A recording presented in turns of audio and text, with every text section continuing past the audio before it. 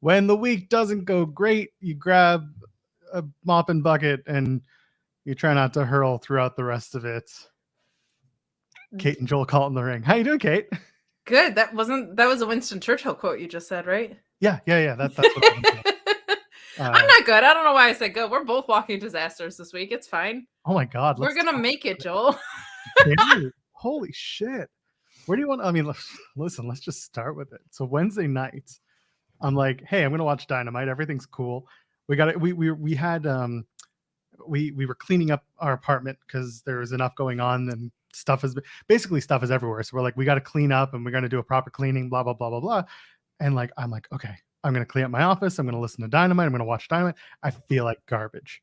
And I turn to my wife and I'm just like, going to go lie down for a bit. I think I'm done. I'll wake up early. I'll go do it. I lie down and the next thing you know, I was But he didn't get up early. I got up every 20 minutes because I had food poisoning, which I think was self-inflicted in that it was from something that I made. But oh no. Yeah, we got these like frozen made chicken egg rolls. Of course, even if they're pre-made, you can still get sick from them from remaking them. So of course, I think that's what it was. And it just sucked getting that sick. I've never been that sick in my entire life. And I couldn't do anything about it other than just be very sick.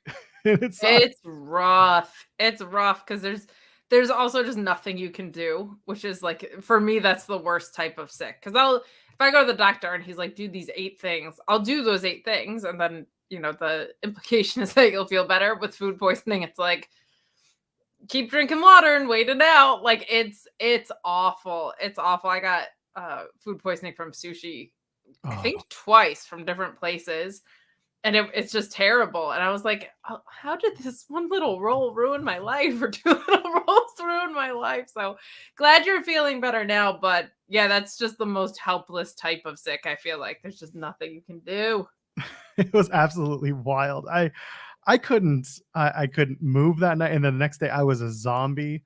I felt so bad. My wonderful partner had to take care of our kid for like the bulk of the day. And she had already taken care of him for like the entire weekend while I was in Montreal for Elimination Chamber. And she was just a saint. And she sent me to bed early. She sent me to take a nap, and I slept for 3.5 hours the Thursday. And then I handed off Impact to Rob again, and he did a great job. But like, I felt so bad because like I couldn't do my job. I couldn't function. I couldn't be a dad. I couldn't be a husband. So I was like, this sucks, man. I couldn't watch the wrestling that I wanted to watch. So like, wiped. He was wiped out. I couldn't do shit. It sucked, man. It's rough. We're here. We're good. How are you, Kate? I'm a disaster, but that's fine. Is this therapy with Kate and Joel now? Kate and Joel Call It on the Couch is the new name of the show. Couch time with Kate and Joel. That's right. Oh, there's nothing in a sincerely wrong way. Just some very chaotic stuff in my personal life, including my sister has long COVID, and I feel like it's a very underutilized conversation. I don't want to say underutilized, but under talked about thing, I guess, because there's a lot of people suffering from it. And everybody's recoveries are different and weird. But there's a lot going on in the world right now. We're like shooting down UFO type things. But there's a lot happening. So I guess there's other conversations, but she's just, she's been just through like a lot in her life. And then long COVID is just chronic pain. It almost maps like an autoimmune disorder. So I went over this weekend to help her out with just some basic stuff. And what was funny was she thought she was going to be moving because she had like a COVID special on an apartment, a really, really nice apartment. You saw it briefly, but you saw it. It was a really nice place. But when she did the numbers, like moving would have cost just as much. So, and she doesn't like love being in Midtown Manhattan. People who actually live there generally don't. She is closer to the park, a little bit north, which is beautiful, and her apartment's great. So I thought I was going to go over there and we were going to be like trying to find her a place and whatever. And it turns out she ended up staying when she did the math of what it would cost to move versus just to stick it out. And she's in a really supported environment there, which is great. But it's been a really long road for her, and I was happy to help out. It just, it was like cleaning and chores. It was very very like Cinderella chic weekend for the both of us. But what was fun was I still had the Friday night show to do. I still had Rampage and SmackDown to review on the post, and she has been subjected to wrestling. She doesn't like it. She cannot handle she's not like great with any violence, but like if she saw a John Moxley match or if she saw like any she would lose her mind if she had seen thumbtacks. But what was fun was she recognized Sami Zayn because she had seen parts of Breaking Ground when she and I lived together. Oh, wow. And she was like, oh, I remember him. And so I got to tell her about this story, and she kind of started to get it in a way. Like the art form part of it a little bit. And then when Rampage came on, it opened with Aussie Open and the Young Bucks, or she called them the Green Team and the Silver Team. Like it was Legends of the Hidden Temple, which popped me tremendously. But she was like really impressed by the athleticism. And then she watched up until most of Rampage. She of course loved Willow Nightingale because I raised her right.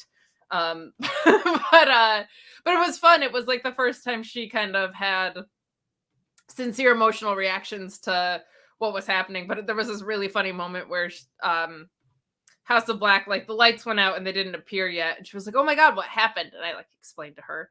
And then the second time it happened, she was like, oh my god, what is with their gear? Like she was like totally kind of like freaked out and spooked by them. And when the third time happened, she was like, oh my god, we get it. And then she was like, oh my god, they disappeared. So it was really, if you're wondering who the 3 lights outs are for, it's for people like her. It was really, really fun to calculate her reaction. So quite a, not like the most restful weekend, but that was a really fun piece of it, was to see her kind of genuinely reacting to, so anytime someone's watching wrestling sincerely for the first time is a fun time, I feel like.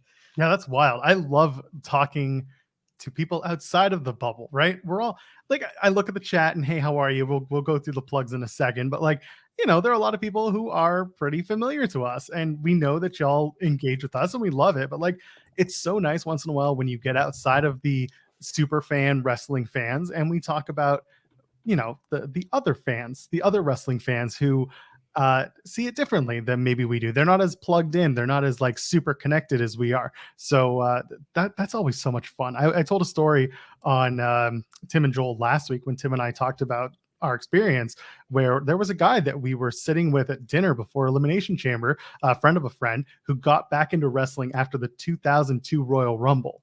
So he watched his first PLE was the last Royal Rumble, so 2023. He was, because he knew Elimination Chamber was coming, so he came and he watched it and he got back into it, and he was like super on board, super excited. Sami Zayn's gonna win. It's gonna happen. Oh my god, and I was like, God, oh no. God bless. But at the same time, like, I seriously mean it, because I want those passionate fans to exist, because without them, we're all just a bunch of nonsense talkers shitting on things we don't like, because sometimes we don't see past our own subjective view. I, for one, have never been negative about anything in wrestling. Not once. Especially on Tuesdays. Never. So I don't know what you're talking about. Tuesday was a guy who spoke to me today. Did you see this? You didn't see this. First of all, let's just get this out of the way. Hey friends, how you doing? It's good to see you. You can leave a thumbs up on this video. Go ahead, thumbs us up. Say hi if you're in the chat. It's always nice to see you. Tell your friends about us, because Joel and Kate are here to stay. No, screw that. Okay, give us a thumbs up, because Joel was puking, I'm assuming. I don't even want to know what was coming out the other end. I'm a walking possession. Leave a thumbs up out of pity. Kate, I'm going to tell you right now. I'm not going to get too gruesome. At one point, it was coming out of my nose.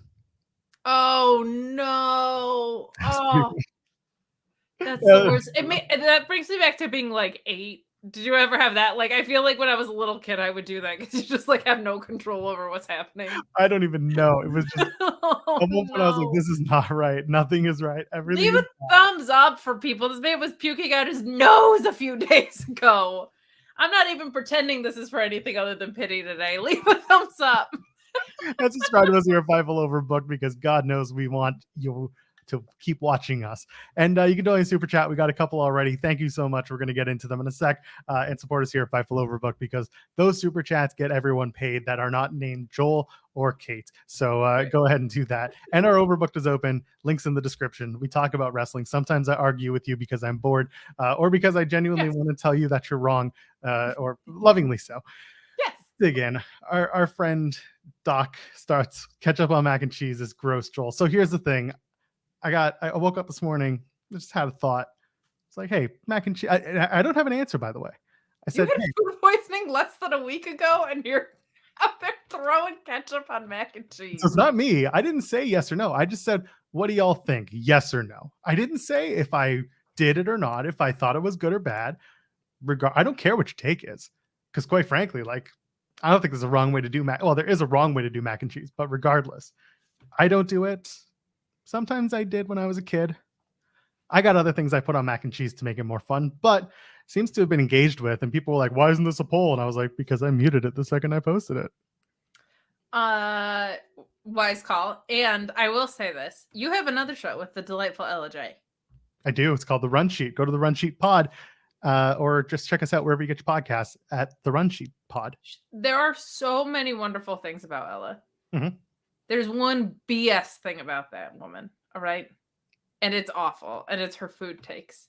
She does not like macaroni and cheese. Pasta plus cheese, you don't like it. What is wrong with you, Ella? And she does not like mint chocolate chip ice cream. How dare you, ma'am? We've talked about both of those so far on the show. She said she's open to the mac and cheese thing if she gets the right mac and cheese. I think she's just been tainted by bad mac and cheese. I think if we steer her in the right direction. You put the orange powder and stirred it. I'm eating it. I got no. Some people, some people are wrong. They're some bougie. Wrong. Yeah. Some people bougie. Okay, they want a little bit more. I get it. Some people want to go to the local pub and get the $25 mac and cheese just to feel good. The lobster mac and cheese with the jazz hands. Yeah. That's just though I'm not a big seafood gal. So that I don't think you're doing it wrong. That's just not for me. And our pal Ryan Sullivan. Your pal. Our pal. Not your buddy friend. our pal. God, this is a second-rate Joe and Joel caught in the ring. So you didn't see this because you were, I think, on your way back home. Joe Gacy, my noted doppelganger, has been having some travel issues.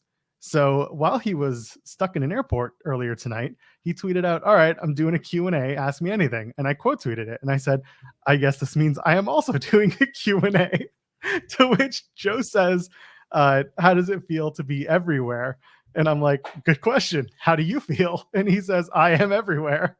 We went back and forth a little bit, but that's delightful. Joe and I, we're going to meet, and our interview is going to be a mirror.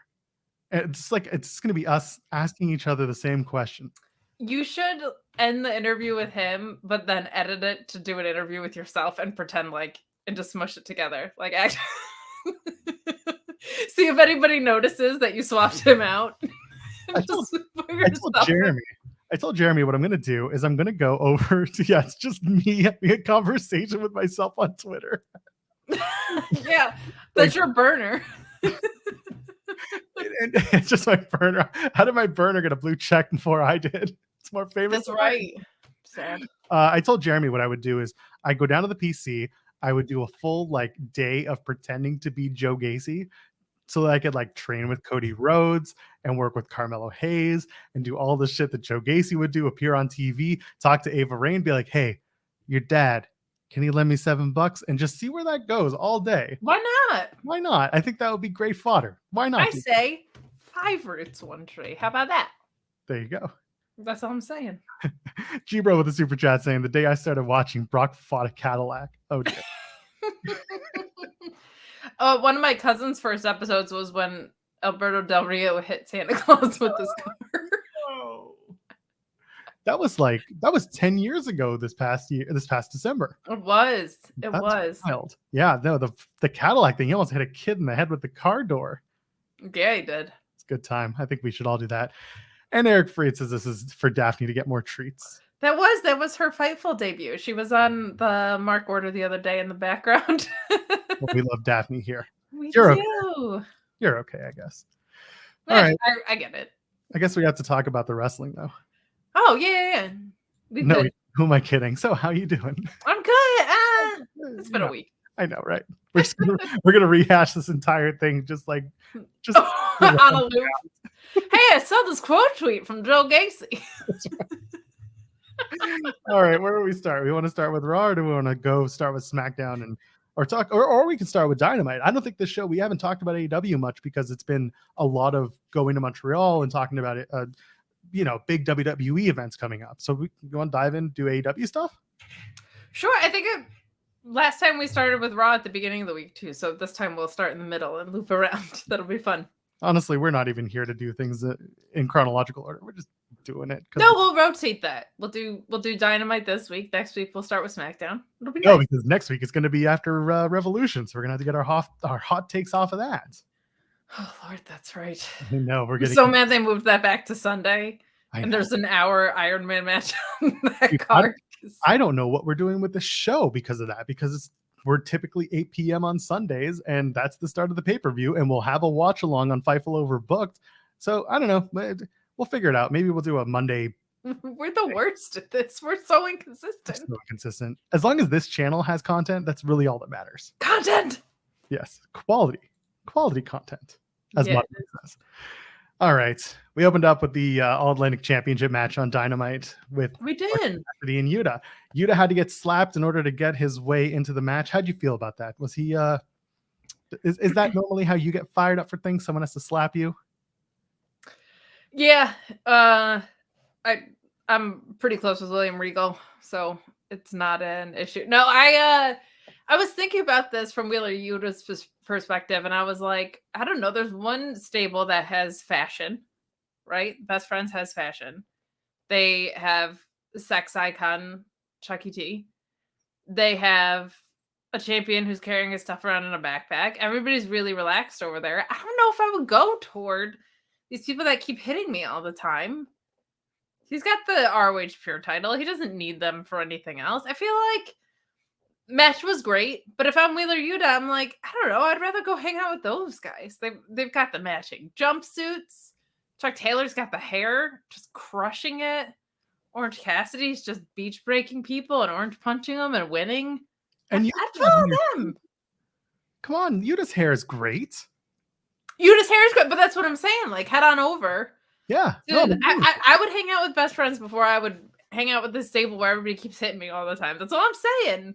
Yeah. No, I would do the same. Listen. Right. But then sometimes you got to throw some punches. And listen, clearly by the end of the match, Orange Cassidy wanted to be friendly with Wheeler again. And Wheeler was like, maybe. And then his dad came out and he was just like, no. And so he rolled out of the ring and that was it. His dad. I like the idea because in my head now, Claudio's also like a sitcom dad. He's like one of those. Wheeler has to teach him a lesson at the end of every match. Like, you can't stay out with the car that late, Wheeler. Sorry, Dad. Every time I hear Wheeler Yuta now, I hear it. Steven Larson on Going in Raw, they do a version of Wheeler Yuta that's like a super whiny teenager. All I hear now from Wheeler Yuta. Yeah, and I don't know why I have to take this match, or I'm going to beat your ass because I'm Wheeler Yuta and I'm the guy who could beat your ass. That's all I hear now. But he's a good wrestler, so that helps. He's a great wrestler. This was a super fun match, ring-wise.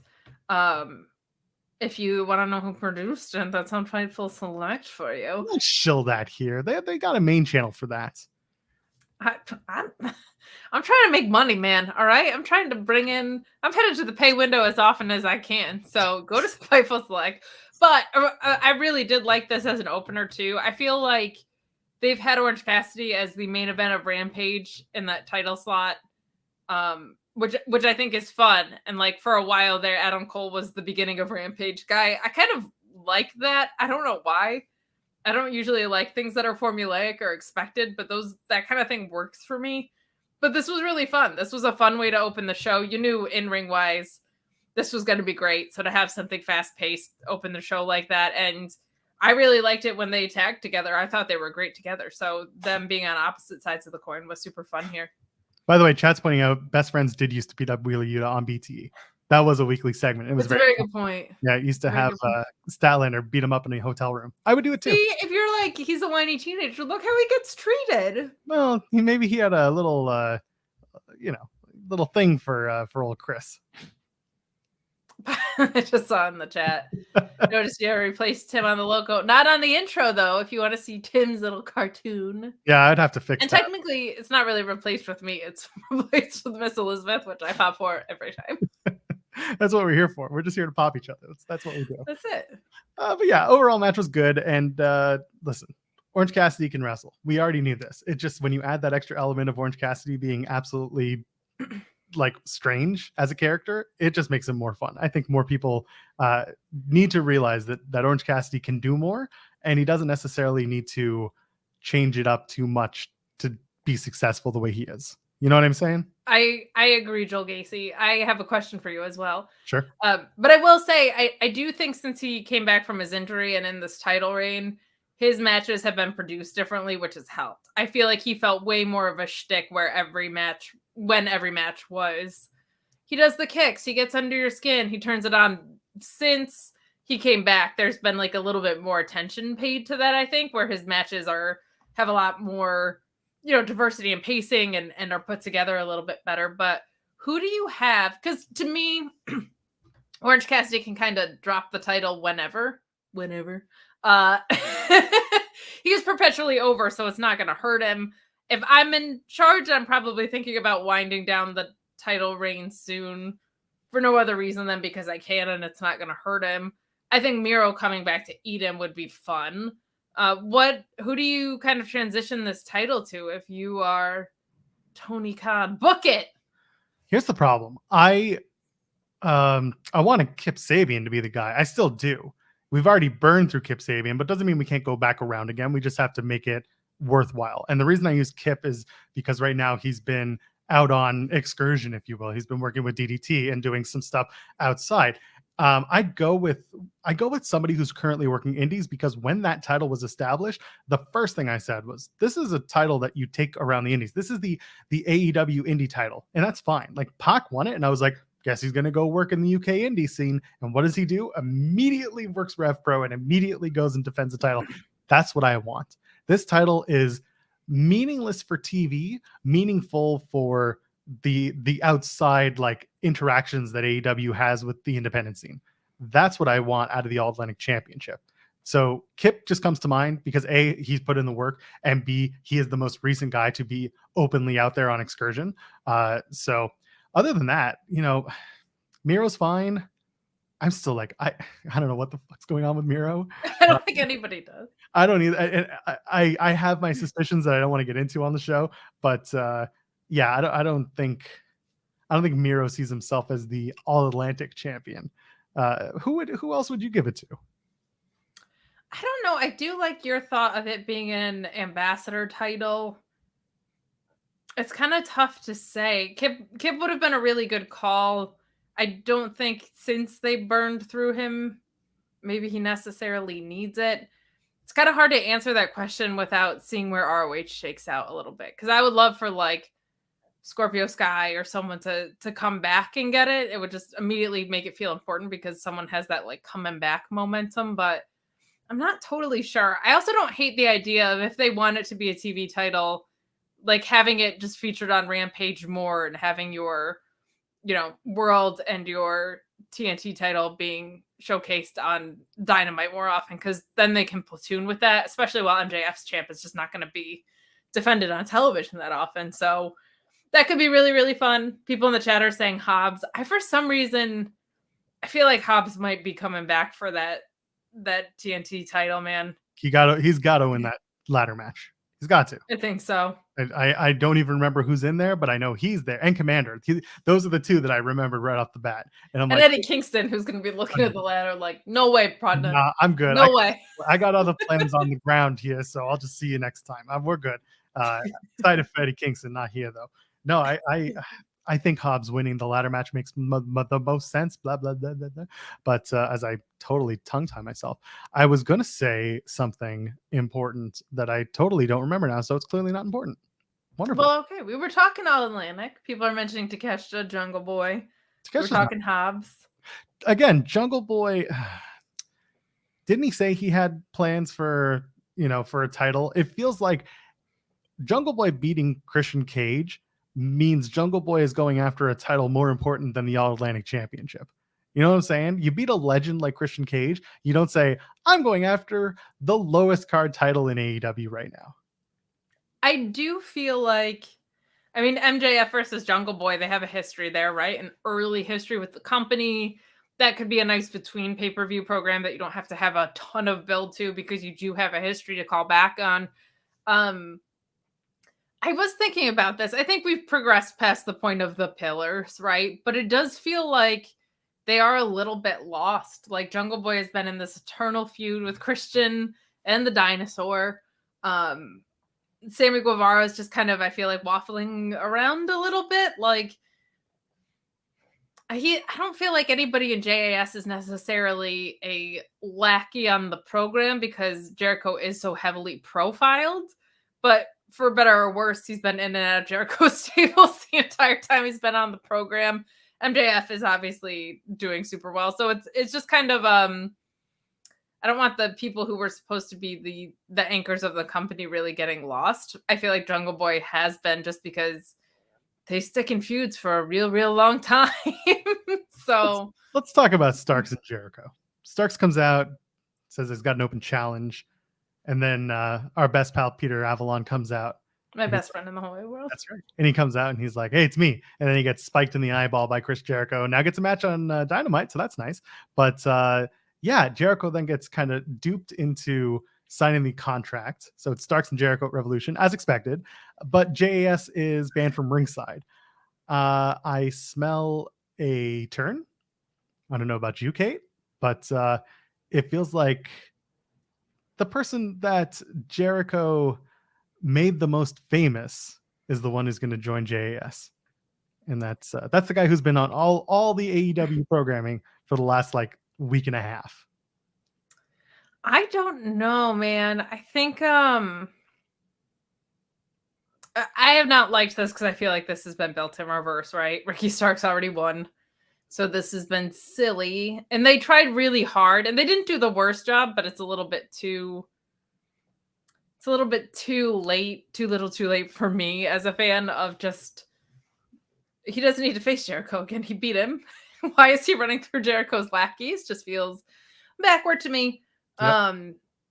I feel like Action Andretti maybe, because they very specifically, they didn't say Jericho can't have anybody at ringside. They said Jericho can't have JAS at ringside. No, it's now JAS. They modified it. So originally AEW put out a photo, whatever, an image, whatever, as post saying everyone will be banned from ringside, and now it just says JAS is banned from ringside. Right. So Jericho could bring in, I don't know, a Jericho, a Paul White. Oh God, he did do the thing with the. And I think Action Andretti cost Jericho. Like, to me, the story is Action Andretti costs Jericho again, not another person joins Jericho's stable. I think it's way more fun to have Starks win via some Action Andretti interference, and Jericho just cannot get away from having losses caused by Action Andretti. So that's where I would like to see it go. I personally would like to see Pretty Peter beat Jericho and face Ricky Starks. I think that's the way to go. Give me Pretty Peter Avalon on pay-per-view all day. No, I'm very silly about Pretty Peter on podcast, but I adore the guy. I think he's great. But for what we're building to, I don't need Action Andretti to like turn and join the stable, because I just feel like it's pretty full already, and these feuds drag on so long. And I also don't need Jericho to win and us to get a third match with Ricky Starks. Like, not everything has to be a best of 3 series. So my hope is that somebody else, probably Paul White, comes in as Jericho's heavy. And Action Andretti either equals the odds somehow or ends up costing Jericho, and Jericho just loses it because Action Andretti has now cost him 2 high-profile matches. So, and I don't want Starks to lose this selfishly as a fan. Like, I want Starks to win here. I don't need them to run this back a third time, especially when Ricky already won the first one. So, oh, you know they will, though. Yeah, of course. And Jericho gets the win, and then they run it back again. Starks wins that after they do a tag match with Starks and whoever wronged him against, whatever, him and a tag team partner. Someone else gets brought into this stupid thing, and they take on Jericho and whoever he brought into this thing. That's why I think it might not go that way, is because they already started with the relationship instead of backing into it. That's my hope. I just feel like Jericho feuds go on a really long time, and they are kind of predictable. And I feel like it's not even of Jericho's fault necessarily, but they don't follow up on the booking of whoever beat or lost to Jericho like very, very well. So no, it's great. I don't want to see them do that with Starks. I don't want to see them punt the booking after, because I do think it's a good idea to, if someone loses a title shot, a great way to keep them at the top of the card is to have them involved in a feud against Jericho. I just don't need them to last 6 months. So my hope is that they do something a little different than what's been their pattern, but we will see. Come Revolution, we'll find out. But I feel like because they said JAS specifically, they might play with that a little bit. Jericho might bring somebody else in. So we'll see what they leave open. He's going to bring Mike Tyson after Tyson said to Undertaker, I go back to WWE because AEW doesn't pay me enough to do the show. There you go. Tony Khan's getting him mad. Oh, if there's one thing Tony Khan's going to do when given the opportunity, it's get mad and weirdly tweet about it. There you go. Sky Blue and Saraya. It's a match that happened. It wasn't bad. Listen, it existed, but Saraya wins as expected. Is she? What is that finisher she's using? Is that the what was that? Not the page turner. Is it the page turner? What was it called in WWE? Do you remember? I think it was the page turner. Was it?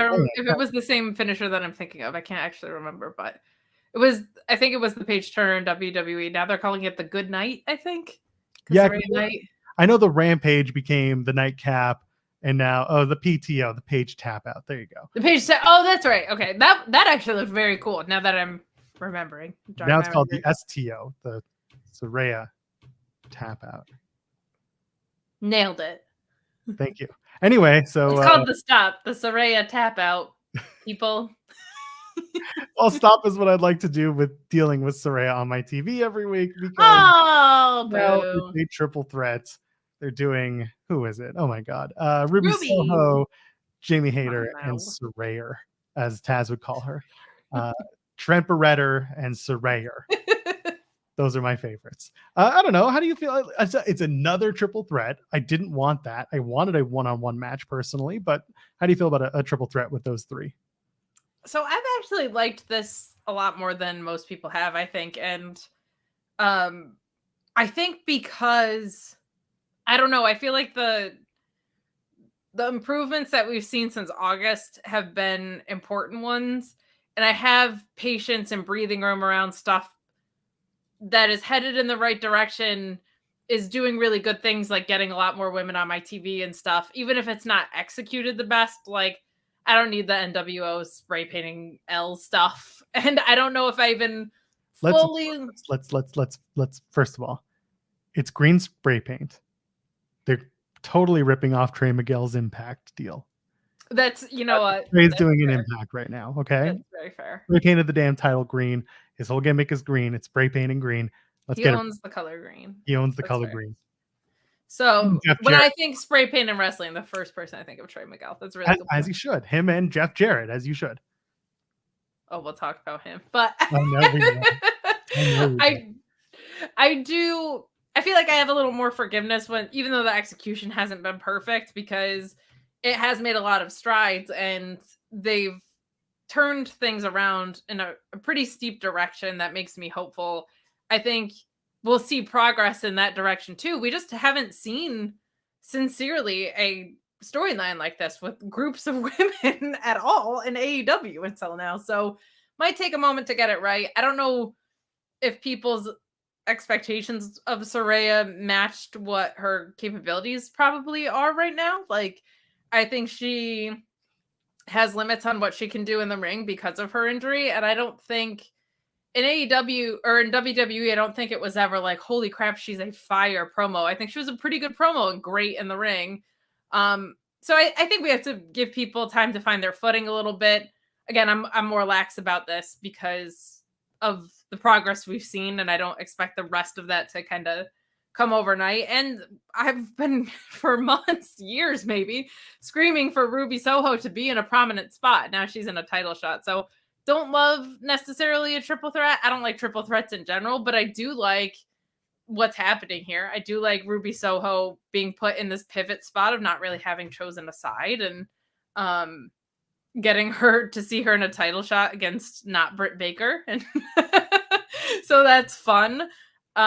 So a lot of upside with it, even if the story's not great and I don't love triple threat. So a little divided on that. But this match was what it was. I think Sky Blue's a good person to have in there with Saraya, because she should kind of be eating losses realistically at this point. And it just kind of moved things along. It wasn't anything overly noteworthy, but there was a time in AEW where not overly noteworthy meant really, really bad. So, or it was noteworthy because it meant nothing or whatever. So very, very glad to at least see the progress, but I understand where people's complaints are with this. I'm still a little, maybe miffed isn't the word, but let's just say miffed for the sake of it, about how. Could you use gentler language? No. You're coming in here saying you're miffed. Like, yeah. That this is I was sick, Kate. I almost died or something. Everyone calm down. That's right. We are miffed. It's Sunday night, Joel. I know. I should be happier. Send me your money and I'll be happier. Anyway, that's how we work here, right? We go for the money jug. We're like Danhausen over here. Yeah, send us your human monies. Send me your human monies and I'll be happy. Anyway, I'm a little miffed that Hikaru Shida got cycled out in a really weird way. She's injured. She said she has an injured finger, but she's been on TV. She's been at TV, I should say. She hasn't been on TV. Why would you bring her to TV if she's not going to be used on TV? And if she's in a storyline, why not continue the storyline, or at least involve her in some way? While she can't get physically involved, maybe she could get physically involved, just not in the ring. Like, what happened? Why did we cycle her out and bring Ruby in? Like, did they call an audible? I'd love to know what happened. And what happens when they cycle her back in, because clearly that's part of a larger stable conversation that we were having, right? We're talking about multiple women in multiple stables, quote unquote. So I'm curious as to where we go when she gets back.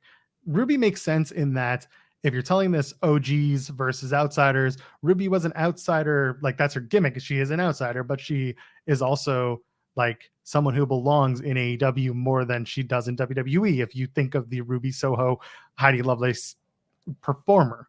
So it makes sense, but it was just cycled in very oddly. If you know what I'm saying? I do understand what you're saying. And they did kind of make Shida a key point in it and then dismiss it a little bit. I'm intrigued to see if maybe they're setting up something with her and Jade.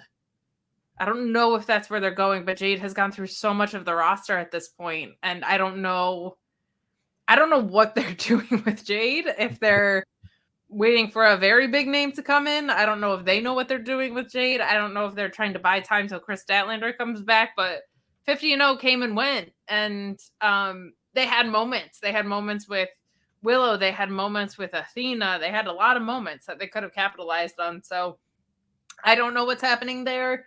Shida being a contender makes sense, but if she is cleared in the ring, she should be in that kind of, especially with as hard hitting as she is. If they're leading to a blood and guts match, which it feels like they are. But if you're going to do blood and guts in March, holy shit, you're really pulling it, because blood and guts is usually like is it a late March match? Yeah, it's usually like the week after St. Patrick's Day Slam or something.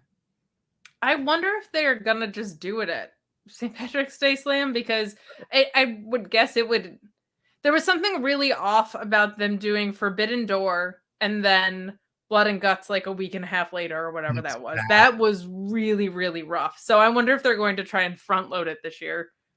Oh, probably not, because that's the Winnipeg show. And they're doing Rampage Slam. Rampage St. Patrick's Day Slam. And then it's no Quake by the Lake, but Rampage Slam is pretty great. 22nd in Independence, Missouri, 29th in St. Louis.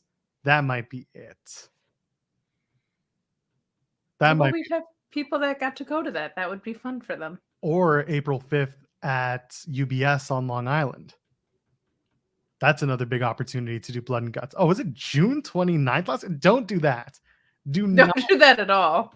Because that was a few days after. It was like the Wednesday after, or some. It was either right after or the week after that. No, it was that. It was like immediately after. It was bad.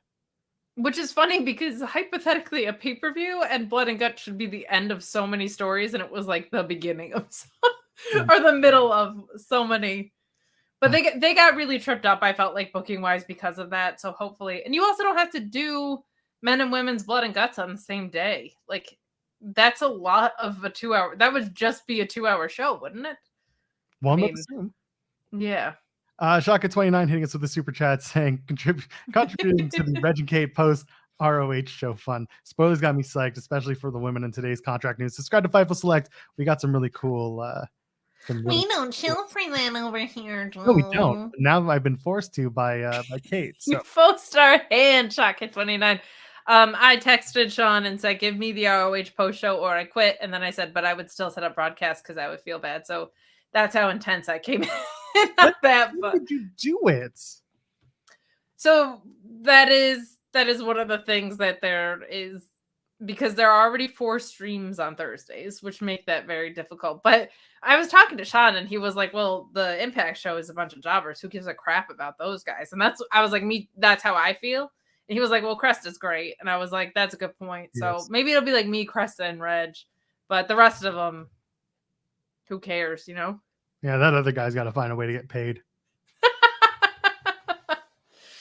Sean. No, we'll see. It's a product that I'm super passionate about. Obviously, it's a product that Reg is super passionate about. I was like a new age ROH fan too, which is maybe the dorkiest thing in the world. But there's ways we could maybe wrap it into the Weekender with Jensen or something.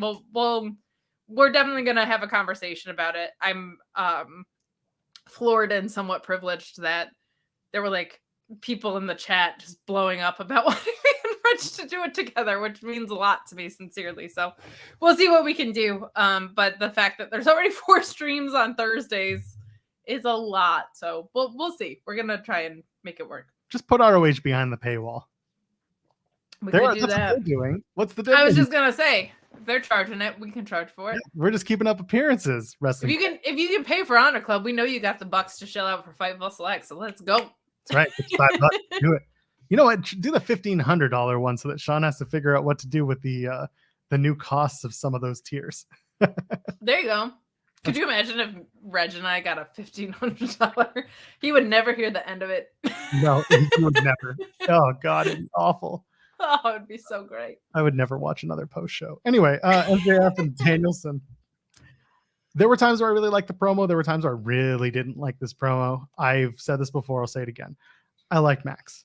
I love what Max can do, especially as a wrestler.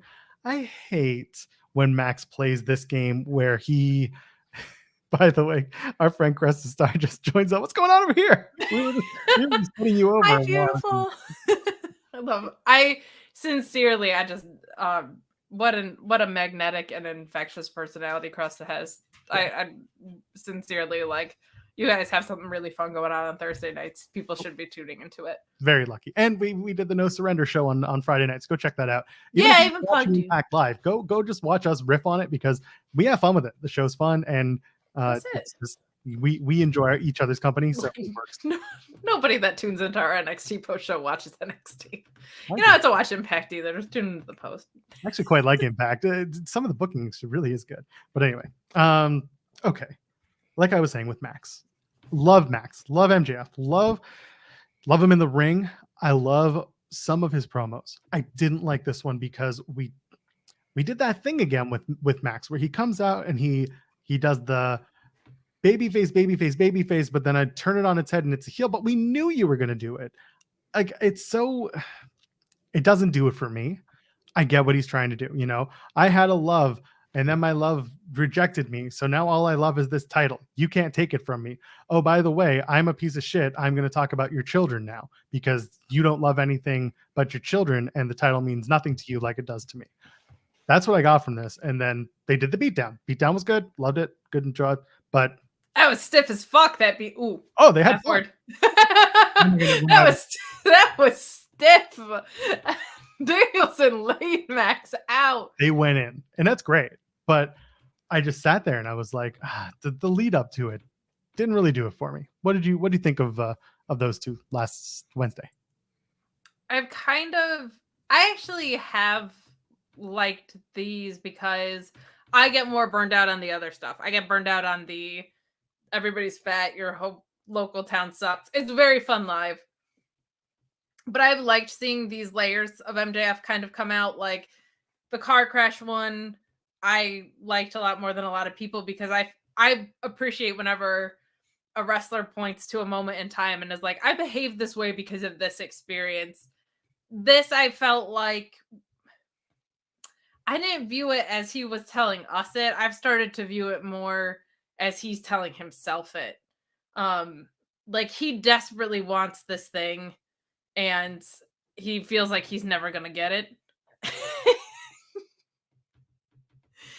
Come for the bang, stay for the curses. I feel like it's being built out well, and I think Birdie is going to kick his ass at Revolution. So good for Berber. I'm excited to see it, but I really have liked this. Like I think it's good to. There's depth there, and there's like I like it when a heel views heartbreak, and he called that whole car accident adversity. Like it's in his mind. He's been like going through it in these ways, and his reactions are that of somebody who's well-intentioned, but his behavior doesn't match up with that. So to me, it's almost more for him than it is for us as a crowd. And I appreciate that about it. Like him calling the car crash where he said he committed a felony adversity as if it's like like I overcame this thing with such bravery. So I'm kind of into it. I get why people aren't, but I think I liked the one the week before better. But overall, I appreciate the dimension that we're getting to see. Like I like seeing what makes certain characters tick rather than the kind of cheaper shots or the lower hanging fruit. So yeah, delusional heel is great. I actually really enjoy it. I think a lot of people they heard me talk about Bully Ray during the Josh Alexander feud in Impact, where I said that I actually really enjoyed the Bully character because it did what it was supposed to do, and that was make you absolutely hate him. And it didn't make you hate him to the point where you didn't want to see the match at all. Once it became a plunder match, once it became like a hardcore match, people were like, yes, now Josh Alexander could beat the living shit out of Bully Ray. And he did that right. You know, I hate using the stupid, that's heat, but like he did it right. That's what it was. So sometimes you have to fulfill the meme. Yeah, exactly. Sometimes you do. What he did at No Surrender, for example. I mean, this isn't an Impact show, but like what he did at No Surrender, it kind of sucked. But at the same time, it was entertaining enough because I knew what they were going for. I just don't want to see Dreamer versus Bully Ray in 2023, the year of our Lord. So what about Tyrus? The year of your Lord. I'm a Jew, but anyway, yeah, no, that's a triple threat waiting to happen. Actually, Bully versus Tyrus, I will watch that. What's the matter with you? A lot of things. A lot of things. Where do you want to start? Again, this man has been sick all week. I can understand. My therapy is tomorrow morning. That's Mondays. Okay. We'll check in tomorrow and see if you still are going to watch Bully Ray versus Tyrus. When you pay for NWA pay-per-view at all right now. Yeah, when you see the tweet, I'll let you know. My point being, like the Max stuff, this week didn't do it for me as much. The beatdown did, the physicality did, but the talky talk didn't really get me there. Let's keep going. They announced the announcement of the announcements. Oh no, we had to do Jeff Jarrett winning a tag team battle royal first. Do we? We can gloss over it. I don't really want to talk about it, but yeah. Anyway. As Kate goes away for a while. I already had to talk about this twice, man. It breaks my heart. We don't have to do it. We don't talk about it. It is what it is, but I'm sure. No, I'll say this because I've tried to make it very clear. Like half of my hatred for Jeff Jarrett is just the commitment to the bit at this point. I was raised by Jeremy Lambert and you, and I don't abandon bits. I know what I'm doing here. So, but I do think it's a sincere miscalculation of to have them in the tag picture and to have them versus the Acclaimed, to have them against your champions and your hottest tag team in the world probably makes no sense to me, because I think there's so many more valuable people that can be in that slot. Definitely feel like FTR is coming back to win it though. So whatever. All right, I just would like to see like the Workhorsemen, Dark Order, those teams in that slot instead. But it's not a it's not even that Jeff Jarrett is doing that bad of work. It's just that I don't care at all. And I feel like that's an opportunity that could go to someone that it could be more productive for. But some people like guitar smashing fetish guy. It's fine, I guess. All right, Tony, you bring me in. I'm gonna bring you to all the big event shows. We're gonna go all around the world. We're gonna sell out baseball stadiums. We're gonna have a great time. And I have a terrible Southern accent with this guy. And then they're gonna bring me in. I'll work ROH. I'll work Florida. I'll do it. Sure, why not? Put me in the stage at Universal. I'll do it. And then just give me the tag championships on pay-per-view. All right, you got it. That's the deal. Yeah, Jared will take a double spike pile driver just for you from FBI. Ryan Lambert's mentioning Sting and Darby as the last team. I don't think so. It's possible. I just don't think so. FTR, I'm still, I'm not 100% there. I see it. I do. They were in the intro this week. They're normally in the intro, but like FTR's in the intro on Dynamite. So, right. I think, I feel like it's as much as I don't want it to be the Guns, I feel like it's the Guns because it's FTR. Like, I don't think you pulled the trigger on that unless you're having FTR come in, but I'm not always thinking the same as our dear friend Tony Khan, who had just like the most important announcement that's ever been announced in the history of announcements this week, Joel. I was so positively let Joel, down. Yes, I have an announcement. Okay, yeah. What's the announcement? My announcement is that Joel is going to reveal right here on Fightful Overbooked what the announcement on AEW Dynamite was. Joel. Okay, hold on. I know I have to change the thing for this. I mean, I've been worse people. There you go. There it is. Joel Pearl has an announcement. I've been saving that one for a while, but yeah, so they're doing the extra hour. The extra hour is going to be the All Access show, the backstage show. And of course, you have to have Adam Cole, Bebe, make the announcement because, of course, you do. When they brought it Adam Cole, people were like, oh my God, Forbidden Door 2. It's going to be like last time, but now he's a face. And then he was like, nah, third hour, LOL. It's Bebe to the top. You're going to watch me and Britt Baker be a couple. That's right. That's great. I mean, this means that Power Slap is going away, right? So that rules. And they only had an 8-week stay for the beginning anyway. I'm glad Concussion Slap is going away. It's not going away for good. It'll be back, unfortunately. Get it out of here. They'll have Slap House very soon. It's going to be like the Ultimate Fighter, but in a house. Why can't Slap Nuts go be a special referee on Power Slap? You don't think that's something he's already pitched? Oh, no. Very excited for that. They used to call me Slap Nuts. Well, tonight I'm Slap Face. I'm not tuning in if Jeff Jarrett does that. I'm not tuning in anyway, ever to that garbage, but... So someone actually, I think it was Wade Keller, posited this with the third out. Basically, this is a third hour of Dynamite in very loose terms, right? It's a third hour of AEW programming that happens after Dynamite. So he thinks that because of this, you can air what is essentially a 30-minute with commercials cut episode of this show, but then get an overrun in Dynamite. And therefore, you can extend things every little bit to eventually lead to this becoming the third hour of Dynamite. Do you think there's a possibility that they're going to try and backdoor this into a third hour of Dynamite? No, for a few reasons. One, I think you have to learn from other people's mistakes. And I think most people that are not in USA would qualify Raw expanding to 3 hours as a mistake. because everybody there has said it's like impossibly hard for whatever reason to get that third hour down. The other thing is, if you look at AEW's programming from the 10 to 11 o'clock hour in other parts of the week, it ain't great, Joel Pearl. I do think they'll probably use it for overruns. I do think maybe you'll see them scale up time on like a St. Patrick's Day special or Slam special or whatever, or a Winter is Coming or whatever, things like that. But I don't see Dynamite turning into a 3-hour show. And I think the pacing of Dynamite is one of its strengths. And I don't even mean that from a show perspective. I think a lot of times they screwed that up, actually, where they run out of time on things. But from the watching experience, I feel like it flies by, and I don't think you want to put that at risk, because that's when you have a really solid Dynamite, that feels like an hour. Like it really does fly, partly I think because the in-ring is so strong. So I don't think you want to put that at risk, but I do think they will, because they always will be like, if this goes over, the broadcast will stay with it. They might actually be able to do that.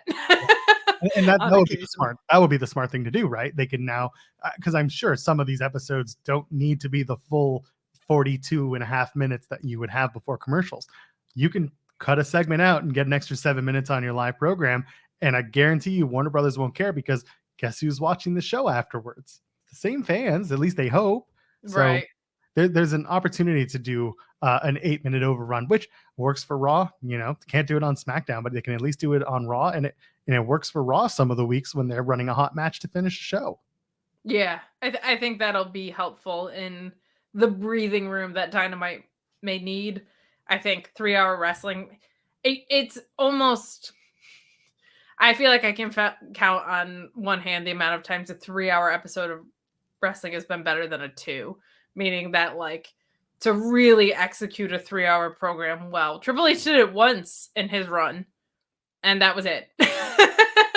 There was like an incredible match between Mustafa and somebody else on it. I can't even remember. Damage Control had just come back. Like, so it's just a really tough thing to pull off. And I feel like you don't want to do that, especially when your 10 to 11 ratings on Fridays are ass. When does Power Slap end? Do you know? Not soon enough. You mean like the season of it? Or is it a half hour versus an hour? Oh, when it ends. This season.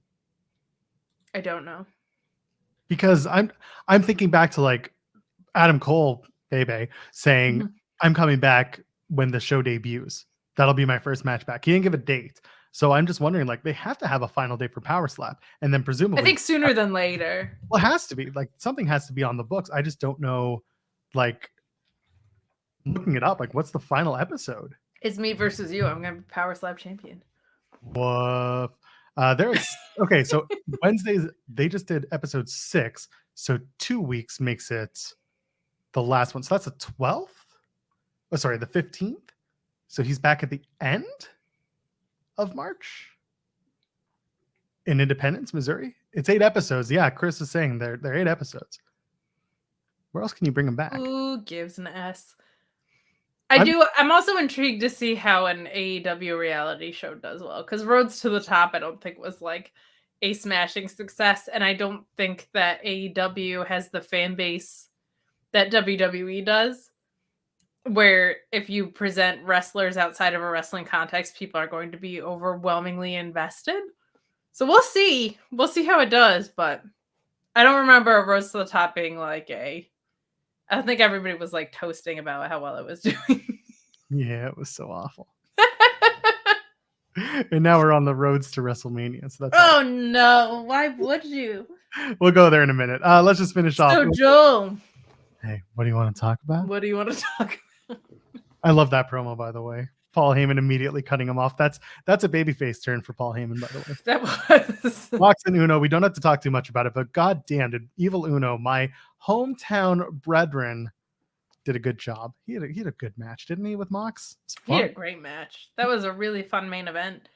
I said on the Mark Order on Wednesday that, like, I don't want to agree with the nerds who are like, Mox bleeds too much, because overall I don't.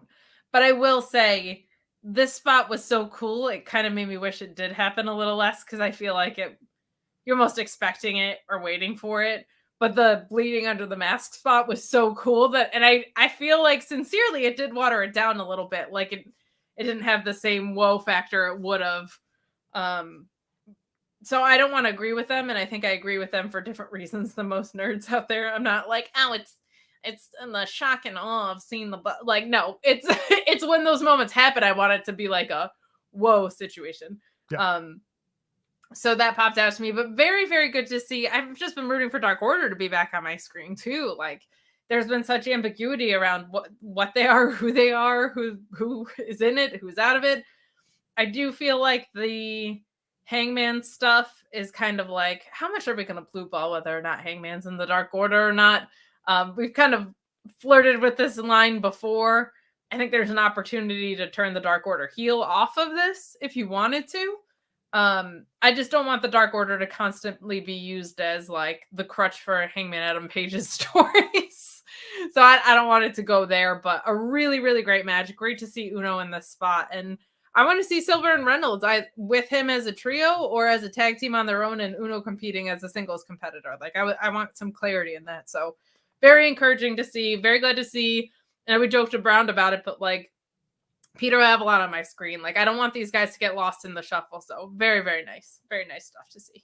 A very big fan of Adam Page weeks ago saying to Renee, I need to go mend some fences. And everyone being like, he's going to go back to the Elite. And then me sitting in the back being like, no, he's going to go talk to the Dark Order. And people just got pissed. Like, no, he's got to go finish the Elite story. I'm like, there's no story. It's the Dark Order. Look, when you pull your dick from the dirt, you got to mend some fences. And then you got to put your dick in the fence. That's how it works, Kate. That's how it works. You put your dick in the fence. I don't think I know what that even means, to pull your dick from the dirt.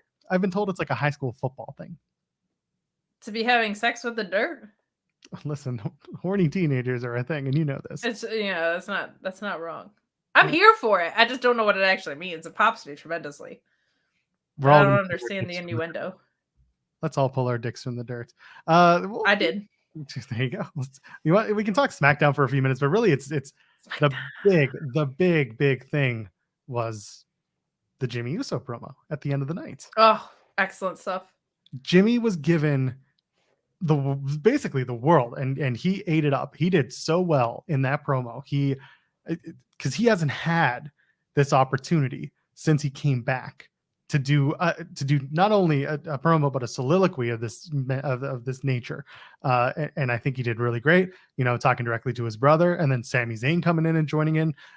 It becomes a question. It becomes a story about brotherhood and belonging, which is something that I think you and I have talked about when it comes to Sami Zayn and his work around the bloodline. What do you think of the promo? Jay does come down and he watches. They share a look at the end. Do Sami and Jay after Jimmy gets beaten down for a sec with a haluva kick, and then Solo comes out. What do you think of the promo and how we're doing so far? Because Sami and KO had a moment as well on Raw that we can touch on as well. Sure. I don't know if I'm in love with the direction of the story, but if they're going to give this to me as the direction of the story, they're executing it extremely well. Like, if I could have booked it, this probably isn't what I would have booked. But if you told me we want Cody as champion, he's going to be the unified champion, and you chose to execute this, they're doing a great job. I really, really liked this promo because I felt like both of them were right and both of them were wrong. And when you have clear faces and heels, I like that there's inflections of being a human being, other traits in that. Like, I feel like Jimmy Uso had a point, right? I loved him harping on saying that that's not what family does. Like, you didn't lay it in on Kevin Owens. Family doesn't turn on family. And Sami firing back with, you know what else family doesn't do? Made it feel like, to me, Jimmy put family above everything else, and Sami Zayn, because it isn't his actual blood, put the looser definition of family, meaning not blood related, but being familial, on the table as well. Like, both of those definitions were competing at that time, and I thought that was great. Jay looking on was fantastic, but also really liked Sami firing in with the, like, you were the guy whose trust I didn't have to earn from the beginning. You were the one who actually treated me like a brother from the start. We were dogs. We were dogs. We were dogs. That's what got my sister, I would say. But I really like that Sami Zayn pointed that out, because I think it's important. Of like, it feels to me like Jay has been the one who's torn about this, because Sami actually earned Jay's trust, where it was assumed with Jimmy for the beginning, so it was easily given away. So how this was executed, I thought was really well done. I think a Roman downfall losing 2 titles would have been fun. Like, he loses to Sami at Elimination Chamber because the Usos aren't there, and he's just going nuts trying to hold on to that remaining title, like absolutely losing it. And then he loses that to Cody at Mania. I think that could have been a really, really fun way to go. But if this is the way you want to go, I can't argue with it. It's pretty good. I did feel like you guys kind of got gypped out of a really fun moment in Elimination Chamber, not just for the Roman win, but I feel like not getting a true Kevin and Sami moment felt like got gypped a little, because you didn't go home with happy on anything. But I thought what we saw on Friday was really well done, if this is the direction they chose to go. So 2 things. One, I disagree. I think when I was at SmackDown on Friday before Elimination Chamber, that promo, that 5 minutes of cheering, that was it. That was the Sami wins the title moment, and they just let him have it. And once that happened, there was never a moment like that for any other wrestler ovation ever like that. That was his moment. And that was the moment that I said, well, they've cemented their idea. And the number 2 was in the post-show presser, when Paul Levesque was just like, we got 6 weeks till Mania. Sorry, I got to do it. We got 6 weeks till Mania. A lot of storytelling to tell. So, what do you guys want to talk about? No, but he... sorry. I love the idea of Triple H just adopting that. So what do you guys want to talk about? Comes out and he just sits down and says, so what do you guys want to talk about?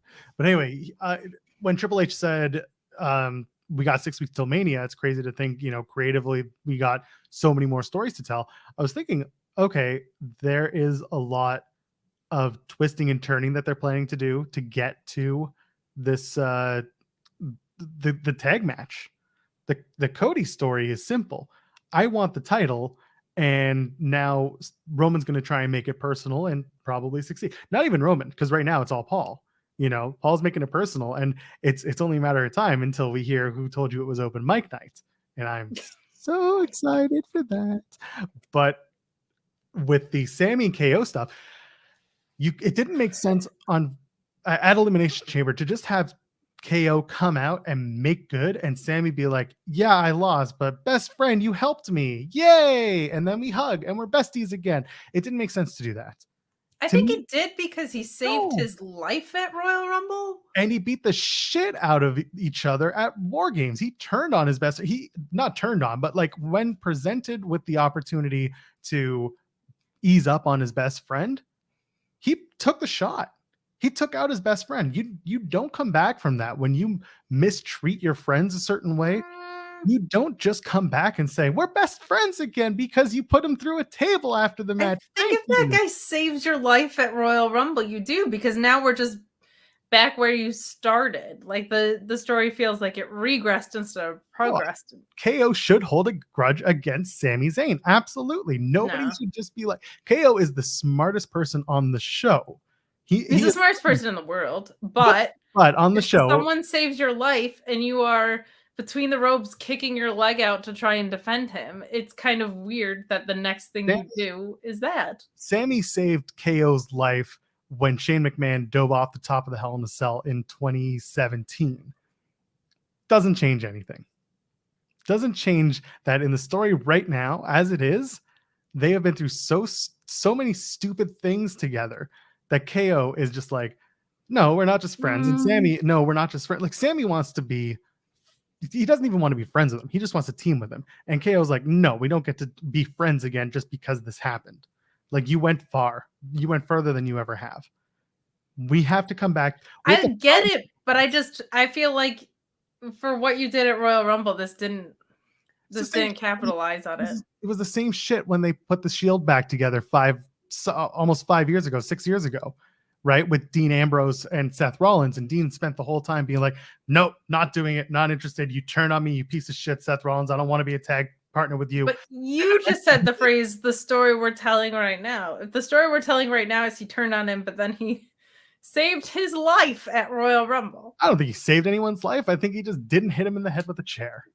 I think he saved his life. I think the fact that he hit Roman Reigns after he was tied between the ropes, handcuffed, super kicked multiple times. There are chair shots right there.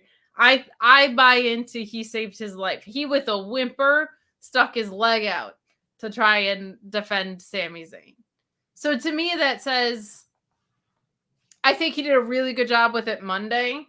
It just doesn't feel sorted to me. It feels flip-floppy to me.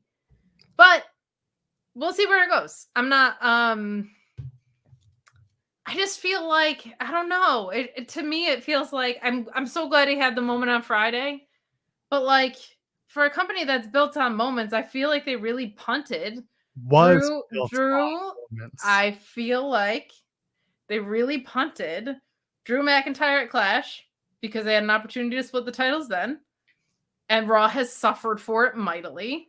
And I feel like they really punted Sami at Elimination Chamber. And they could have split the titles there. And if you're a company that's built on moments, give him the moment. You want to give the ball to Cody Rhodes? That's fine. Why does it have to be the second? Why can't it be at SummerSlam? Why can't Sami have one of the titles right now and either give Cody the other one then, or just do it at SummerSlam? Cody doesn't need a WrestleMania moment. He had his WrestleMania moment last year when he came back as Seth Rollins' extremely obvious WrestleMania opponent. It was a huge deal. I feel like, God, you got to pull the trigger once. You got to do it once. I feel like they booted it with Drew. We at least got the Solo Sikoa payoff. This isn't and again, I don't think it's bad. I just think they could have done a better job. And I didn't like the way it was executed in that moment. I didn't like the way it was executed.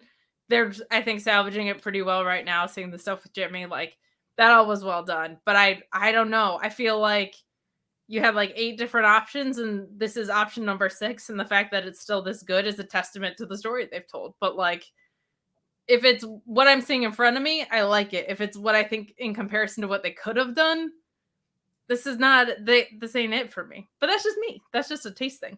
So I asked a question. Sami wins the title. And then what? Sami wins the title, and then what does he do for 1 month before WrestleMania to make people, not you and I, not people in the chat, to make the guy that sat at that table in Montreal who wanted to see Sami win? What do they do to make him want to watch him defend the title at WrestleMania? That isn't go back to Roman Reigns, who held the title for 850 plus days up until that point, going into the biggest show of the year for a rematch. Well, my favorite answer is that's not my problem. My second answer is no, but now you're throwing things at me. I'm going to throw them back. I think it's perfectly suitable to.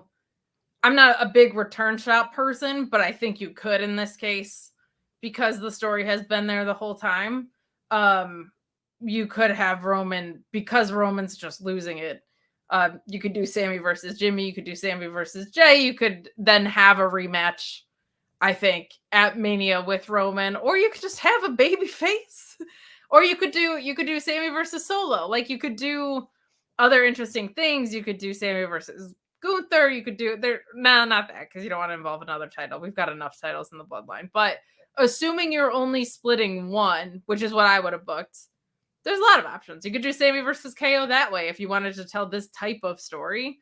See it through. I think a retaliation shot in this case makes sense, not because somebody lost it and they get a return shot, but because I think that would actually serve the story pretty all right. But you've had a heel champion for 1,000 days almost. You now have a babyface champion who is your ratings draw, because he's drawing even when Roman's not there, right? Like, you could have built up a heel competitor. I think him versus Solo could be such a fun way to go. Like, the Bloodline's falling apart and you have Sami versus Solo. That's a huge deal. At WrestleMania for a major title. This is tough. That's like something I would have to think about. I feel like it's possible, but like you're right in that like the bloodline has been dominating so much. I don't think you want to do that, but I don't know. I would kind of have to think about who that would be. But you could also play with this thing of Cody Rhodes, the Royal Rumble winner, now doesn't have a default. Cody Rhodes has to choose between Roman. You could do Roman and Jay and Cody versus Sami. That could be really fun. Like that could be a big deal. Roman and Jay and Cody versus Sami. Thing with Jay was that is, again, I go back to WrestleMania and I go back to who at this point in time is hottest. Who are people there to see? Who are people there to buy a ticket for? And Roman reigns supreme, no pun intended. Hell, you give him a 2K23 score of 99. Oh my goodness. Listen, I'm not going to get into the video game discourse, but my point is that that's still like a company is so far behind you that they gave you a shade below perfect. And on top of that, Cody is still their guy. Cody came in and Cody versus Sami. Cody versus your two bigger draws on both nights. Like Cody versus Sami doesn't do anything other than I want the title, you want the title. Okay, we're two good guys going for a title. And Sami being like he's the Royal Rumble winner. Sami's story, because to me, the Sami and Bloodline story has never been about I want a title. It's always been about I want to take out the Bloodline. And I'm about I tried for brotherhood. I tried to be a team player. I tried to be accepted.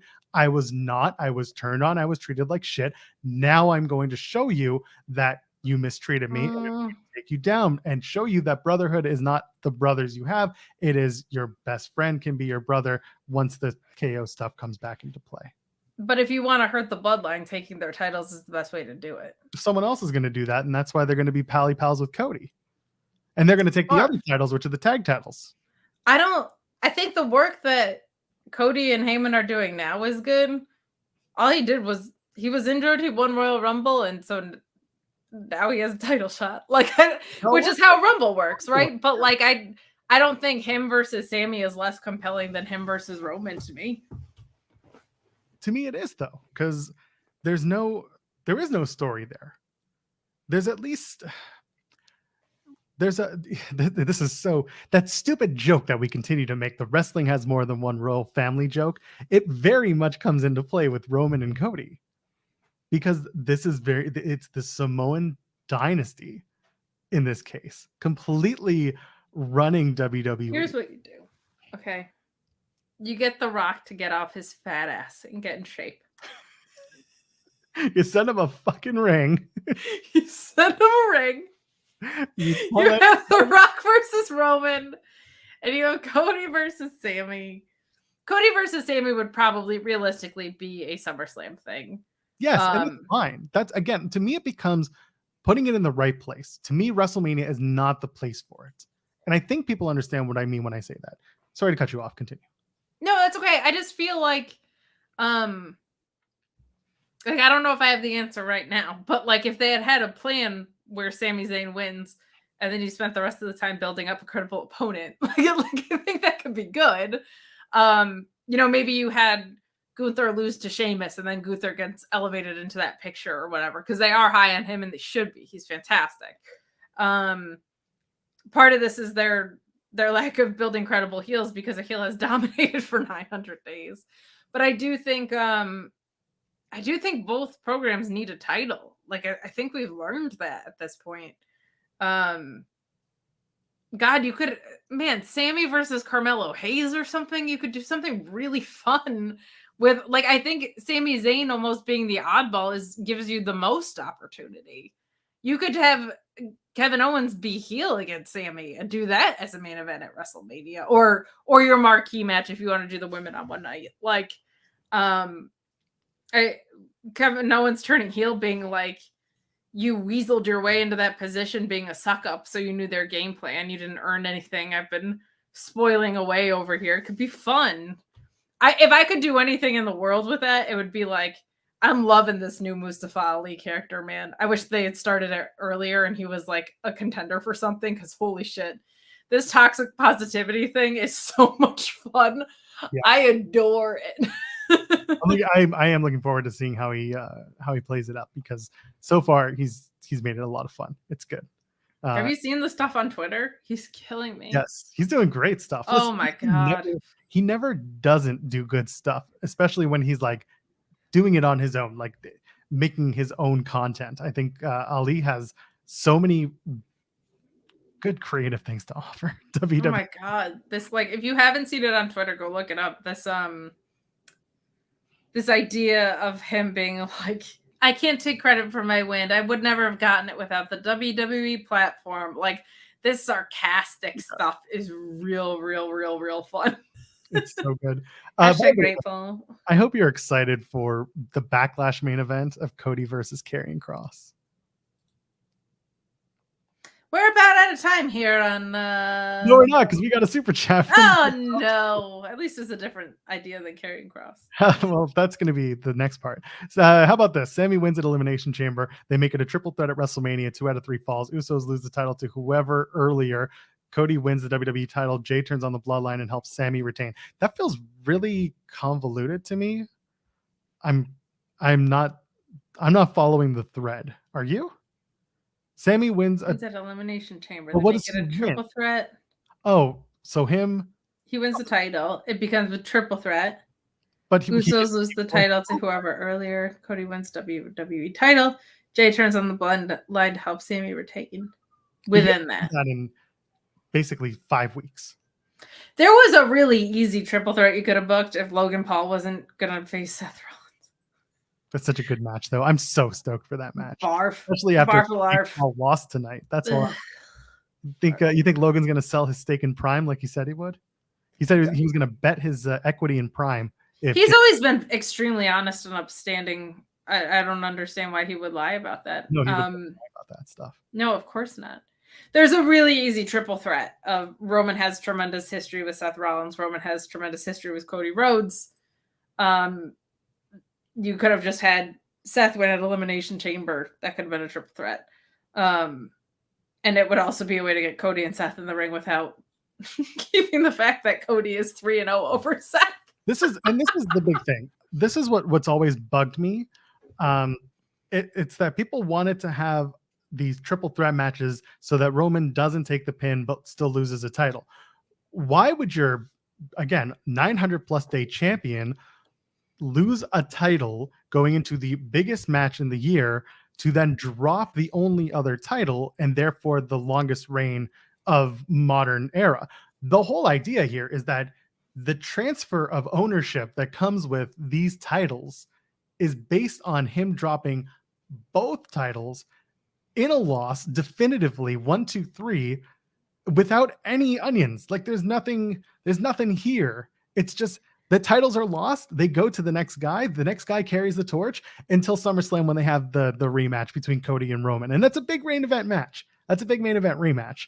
But my feeling was like the whole idea is that the equity in Roman shouldn't be taken away just because the local crowd loves the other guy. I don't know if Cody Rhodes is the kind of person that gets the rub that they would hope for from actually. I don't like triple threats at all, and I don't like it here. I don't know if Cody gets much more of a benefit. Can I tell you why he does? Sure. From a pure like business and just being out there standpoint. I don't want people to take this the wrong way. If I'm watching, this is the USA, the Good Morning USA analogy again. The guy who walks out the next night or the next morning on Good Morning America, that's the show. I'm a Canadian. I don't know. It was Canada AM here. The guy who walks out, and the girl for that matter, the people who walk out as champions and appear the next morning are the ones who are like, they hold a certain gravitas. They speak very eloquently. There's just a certain expectation that they've had about the way that their champions will carry themselves.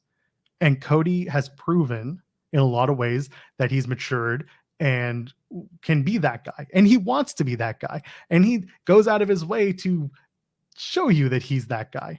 Again, this is no offense to Sami, because Sami absolutely fits the mold of a wrestling champion. I don't think Sami wanted as much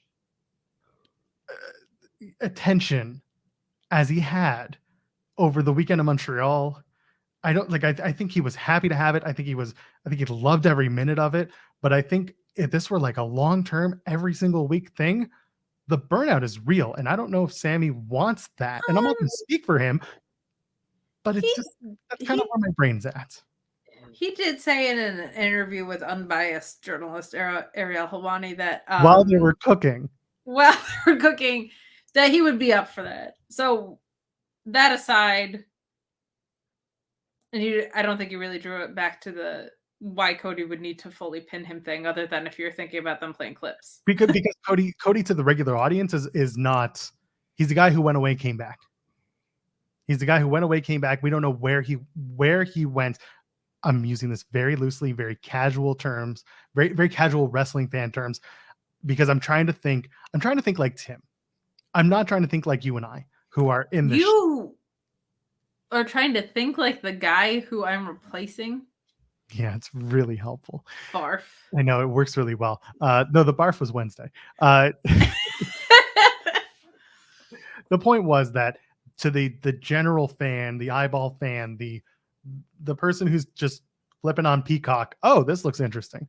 I think Cody's a guy that they look at, they remember, and they're seeing, oh, this is new, this is different. He has blonde hair now and a tattoo. But he's why does he have to pin Roman to do that? Why can't that happen at a triple threat contest? Because I don't want, because the wrestling trope has always been the guy who gets pinned, especially after 900 plus days, clean as a sheet. That's a big move when you haven't pinned him in X amount of days, when he hasn't lost a match. The transference of power, or just the moment, there's something in it that resonates, that makes. So why can't it be a triple threat where Cody does pin Roman? It's more that it's convoluted at that point. The only time I actually don't like it. It would just be a triple threat that if they wanted to do it would make a whole heck of a lot of sense, because then Seth is Cody's next opponent and Cody has a normal boob now. And triple threats were what Paul Heyman booked in ECW when he didn't want to beat a certain wrestler. That's what it was. It's a way to protect him. Yeah. I think if you were going to do that with one title being on the line, like if you were going to do, I'm just taking this off what we've learned so far, like in the story, right? If you wanted to do undecided Kevin Owens, or better yet, undecided Jey Uso, Sami Zayn, Roman Reigns for one of the titles, and Roman doesn't get pinned and loses them anyway, and then Roman goes insane with the other title, that's a really fun thing. But you are right in that there has to be a to what end kind of thing with it. Like there has to, if you're gonna have him not, if somebody gets pinned clean, there's already, like you said, the kind of acknowledgement of the transference of power. It means something. You're getting the rub there. If you're not doing that, there should be equally as much of a reason if your champion is probably going to go to Hollywood and be making movies. Like, what are you protecting if this guy's going to be going to like a part-time schedule? But I think Roman might win at Mania, to be honest. I told you this last. I think they want that 1,000 days thing. I don't think the 1,000 days. I think that's kind of a fans getting in their head. I could have what was the Vanessa Carlton thing? Dude, I don't know. I'd hold it 1,000 days if I could just see pin Cody tonight. How far does he get with WrestleMania? Because it's 40 something days away, so he would get to like 935 days or something like that, which is, again, that's nothing to sneeze at. In modern WWE history, like nobody comes close to that. Correct. Punk is the next one. He's half the time. No, Brock is. Oh, is that cumulative though? No. Brock had a longer reign than Punk and defended it like 3 times. 3 times. Was this 2016? I think so, yeah. Okay. No, what's crazy though, if you think about that, it's Paul Heyman has managed Brock, he's managed Roman, and he's managed Punk. That's a pretty good little legacy to leave behind if you're Paul Heyman, dude. Like, that's impressive. And Cesaro. And Cesaro. That should have been great, to be honest. Would have been. Luis, our super mod, sends us a super chat saying this is for Aussie Open, less Jeff Jarrett. I do love me some Aussie Open. I love it the week where Mark Davis tweets out, haven't seen Kyle since the tag league. We're doing single stuff. Don't know what we're doing. TK's like, bet. Bet. Also, you're going to show up on ROH too. Yeah, exactly. In a few weeks. I'm looking up Reigns because I'm curious. Roman ones? Yeah. Brock. While you're doing that, I'll talk about, because I'm so excited ROH is back. Yeah, talk about it. Let's go. We got time. Yeah. I just tweeted out, why are we still in the air? I'm going to go retweet that. Well, I think you were trying to keep this to a 90-minute or last time, and I never shut up. So I got all the time in the world. My baby hasn't moved. Oh, that's great for you. Yeah, it works. I'm very excited about the ROH reboot. Like, I'm very excited it's back. I was excited to see the mix of the old ROH talent and the younger AEW talent that should be there. And you know what else I was so excited about, Joel? I bet you know. Edward. Eddie Kingston coming to resolve 20 years of hatred with Claudio. God bless my Edward. Who pitched that match, do you think?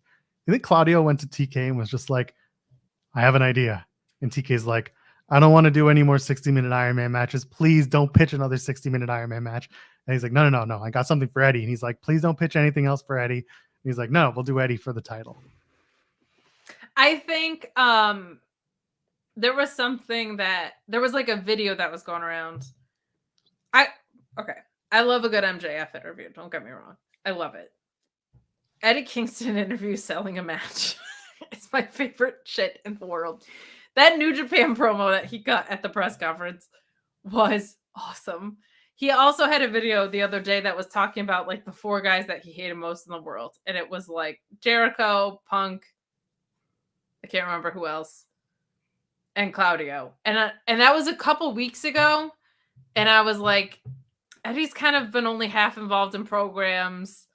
They're getting lined up for ROH. I wonder if that's what they're going to do. And it does look like they're going to do it. But I just love that Eddie Kingston, the character, not the human, he's just held this grudge that goes back to Chikara like 17 years ago against Claudio. Even at Claudio's debut, he was not fully bought in. Like, I adore stuff like that. That's part of what I do love with Kevin Owens. Like, as much as I didn't love the direction, and I say didn't love because I don't hate it. I just don't love it. The direction they're heading with Kevin Owens. Kevin Owens is the only wrestler in WWE who, when he's a heel that turns face, is like, you know what? I'm sorry, I was a dick. Like, he's the only guy that acknowledges his changes in behavior instead of just coming out and being like, I'm a new person now. But I really, really like stuff like that. And I think it's a really good place to put Eddie, because I think he probably will have a title shot against MJF. He was on MJF's list, right? But for a guy who doesn't need to be near a title because he's so good, it's also sometimes nice to have those guys near titles. Like, because in Eddie Kingston's head, the title does mean something to him. And it's the only reason to be wrestling. So I think it's important to do stuff like that. And I feel like just because you have a great story and you have a title story, like, it's okay to have those things overlap from time to time. Like, you can hate Claudio, who also happens to have the title. Like, that's a good thing. And I think Eddie Kingston could do a lot of fun work in that match. I think they could make that a best of 3 or at least 2, like something that's going on, right? But I love ROH. I love the brand. I love a lot of the wrestlers who got who were being featured when it shut down. I love a lot of the wrestlers who I feel like are getting kind of underutilized in AEW that'll probably be working out of there. It's just really encouraging to see that happen. Like, it's nice to see this finally getting lifted off the ground, because it's been like a year at this point. Yeah. So I'm excited. I am. I'm reading what I'm reading, and I'm seeing the spoilers. And I'm not going to talk. We're not going to spoil anything else for now. We'll let everyone else enjoy it at their own pace. But what I'm seeing is the crossover. There are some wrestlers that are currently on AEW programming that are crossing over from, let's say, Dark over to Ring of Honor, and maybe from Dynamite onto Ring of Honor. But I understand why they're doing that right now. And part of it is because they're trying to get the buzz out there, trying to get people invested in Ring of Honor. I look forward to when they figure out, okay, here's the hard line. This is who's going to be Ring of Honor specific and who's going to be just Ring of Honor adjacent. I have a question. Yeah. Do you think Stu Grayson comes back to ROH?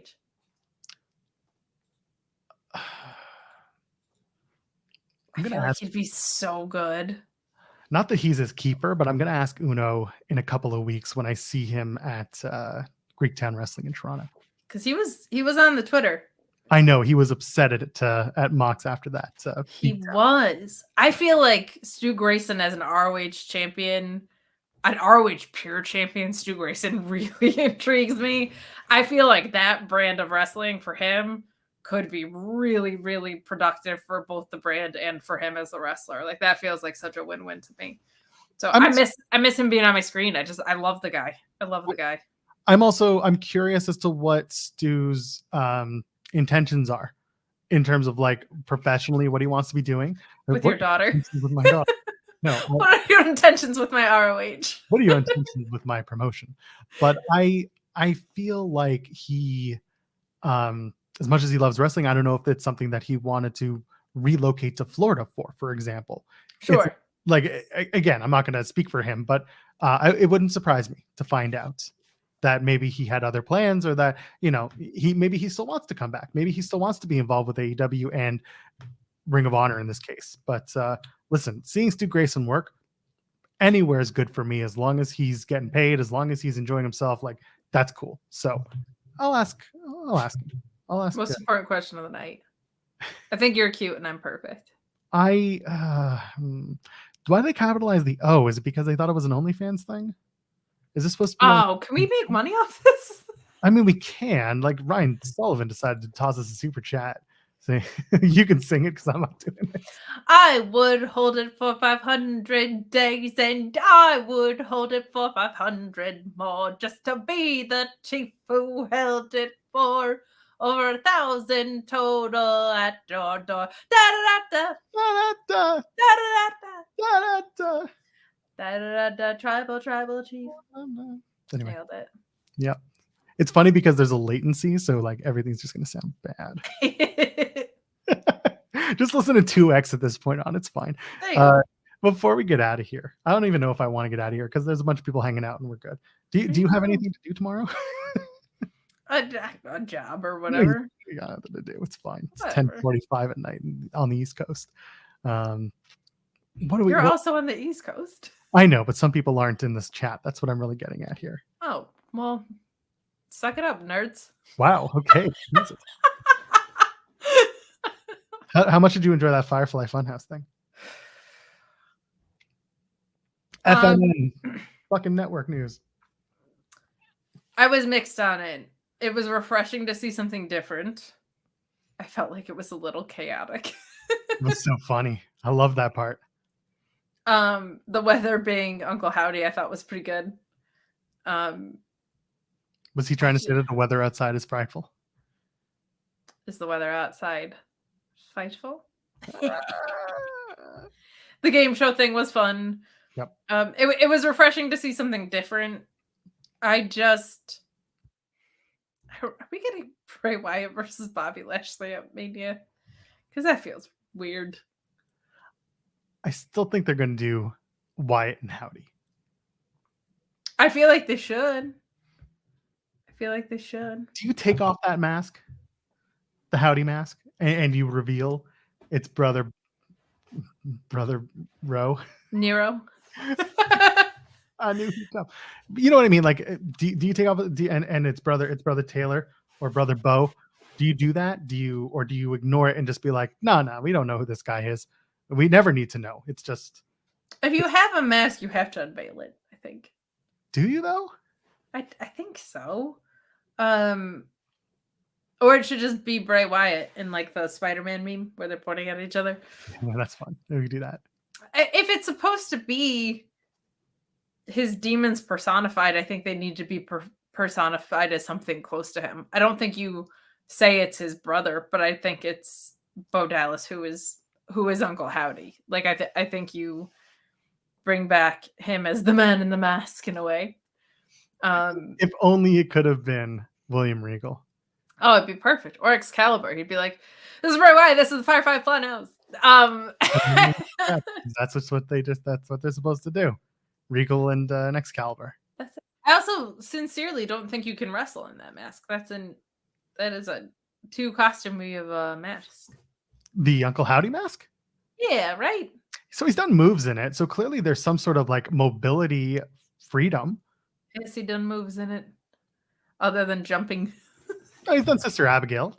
That's at least a flipping move. That's what I'm saying. Like certain moves that like you have to move your head and like if you slide it back on the mat, will you lose the mask? And in this case, it seems like he's been okay. Yeah, I see Louis saying if you hit a luchador, you have to lose the mask. That's me being a gatekeeper. Yeah, well, here we are. Typical Louis. He's so pretentious. That's right. He's like, I watch New Japan and CMLL Fantastica Mania. What did you do? My god, I'm just so Louis. Just like the nicest dude in the world. He's a... But anyway, it does feel like you have to unmask him at one point. It does feel like you have to show who he is, but it also feels like the reveal is going to be wholly unsatisfying for most fans because who remembers Bo Dallas? They're going to have to. I don't know if you need to remember Bo Dallas for it to be Uncle Howdy, I guess is what I was trying to say before. Like, I don't know if it needs to. I think it looking like him is cool because it's his demons. I don't think it has to be like, remember the guy from the B team? Like, I don't think you have to bring back Bo Dallas. I think you have to bring in Uncle Howdy. And Bo Dallas could be the guy to do it. I think what you could even do is bring him back and be like, my name's not Bo Dallas. My name is Curtis Axel. No, it's Bo Wyatt. I'm Bo's brother, Bray's brother, Bo. So that's a fun thing to do. Bo and Bray Wyatt. The names work. You can turn it into a and I'm a Mountain Dew salesman. Yes. All aboard the Mountain Dew Crystal. The Baja Blast. Baja Blast. All aboard for the Baja Blast off. But that's what you do. That's what you do. I don't think it'll be hated regardless. I think that if you do it right, people will be invested, but you have to tell the right story. Kane and Undertaker style. You know what I mean? I do know what you mean. And I think Bo. It's perfect. It writes itself. That's fantastic. His demons have corporate synergy, and I like it. Yeah, I don't. But think about it. I like it when comes out and he tells Bray, you know, he passes the torch. So what do you do when Undertaker passes the torch to Bray? Well, guess what? You have to deal with the brother shit that Undertaker has to deal with now. That's just the transference. I like that. I feel like if you pass Bray Wyatt a torch, Randy Orton takes it from his hands and sets his cottage on fire. Well, yes, that's how it is. I just cottage, man. Your cottage is code red. Man's gonna have Mountain Dew money for the rest of his damn life. I love it. Yeah, that's probably the best way to go. I've said it this way. I like Bray Wyatt stuff when I feel like I don't know what's going on. I don't like it when I feel like they don't know what's going on. And after, I feel like the stuff with LA Knight was so good in the beginning, and then it feels like they lost the plot, and that's where I checked out on it. I think I'm actually more interested in what happens to Lawrence Atticus evening at this point. I want him to have a Stone Cold match so bad. I don't hate that. He is the quintessential attitude guy. Yeah. Right? Like, yeah. What? Yeah. Yeah. What? Yeah. Want to see dummy. that interaction. Yeah. Tonto. See, I gotta see that. That would be Right? yeah. Need it. I need Love it. love LA Knight, love Eli Drake, love it all. I want that. I want LA Knight, to have his WrestleMania moment as it is. Let him beat Roman Reigns. I really do. I don't know what the one-off with. I'm hoping the Kofi Kingston stuff was a one-off because I don't even know what you do to pull the numbers even on a New Day match. I think Xavier Woods was injured with something super minor, like a toe or something. I feel like. Well, he was in the Rumble, so he's fine. Yeah, I think And then he did the Vengeance Day match. I don't know. I don't want to see LA Knight pull someone else in to even up something against the New Day. I think him and Kofi was a one-off, but I do think LA Knight is someone that they need to be building up because LA Knight in a mid-card or a main title picture feels like he could do a lot of really, really good work with how strong he is on the mic. I feel like he does a phenomenal job of walking the line between real life and kayfabe. Like he said some really good stuff against Kofi on SmackDown of like, and where'd Kofi Mania get you? And it teed up Kofi to say, oh, winning the championship on the biggest stage of them all. But like, that's great heel work because everybody kind of says, where did that actually go? Getting squashed by Brock Lesnar on a random episode of SmackDown, right? The first episode on Fox. Thank you. That's right. So I think he deserves it. I think it would be so much fun. Head of the dummies, yeah. What I want. Shaka 29. We'll pivot back to ROH for a sec. Seeing the spoilers, as much as I loved Edward, the women featured on these tapings have me more hyped. Absolutely.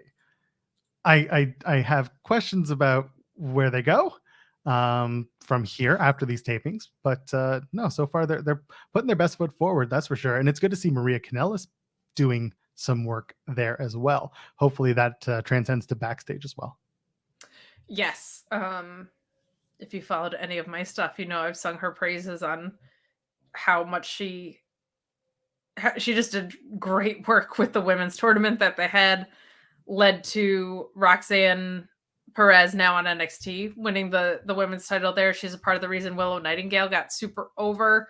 A lot of diversity in the women's tournament she built out. Loved seeing Max the Impaler in the women's tournament she built out. That was super fun. So also just glad to see her back. She had that surgery that I think not a lot of people knew she had on her thyroid, I believe it was. So I'm just glad that she's able to.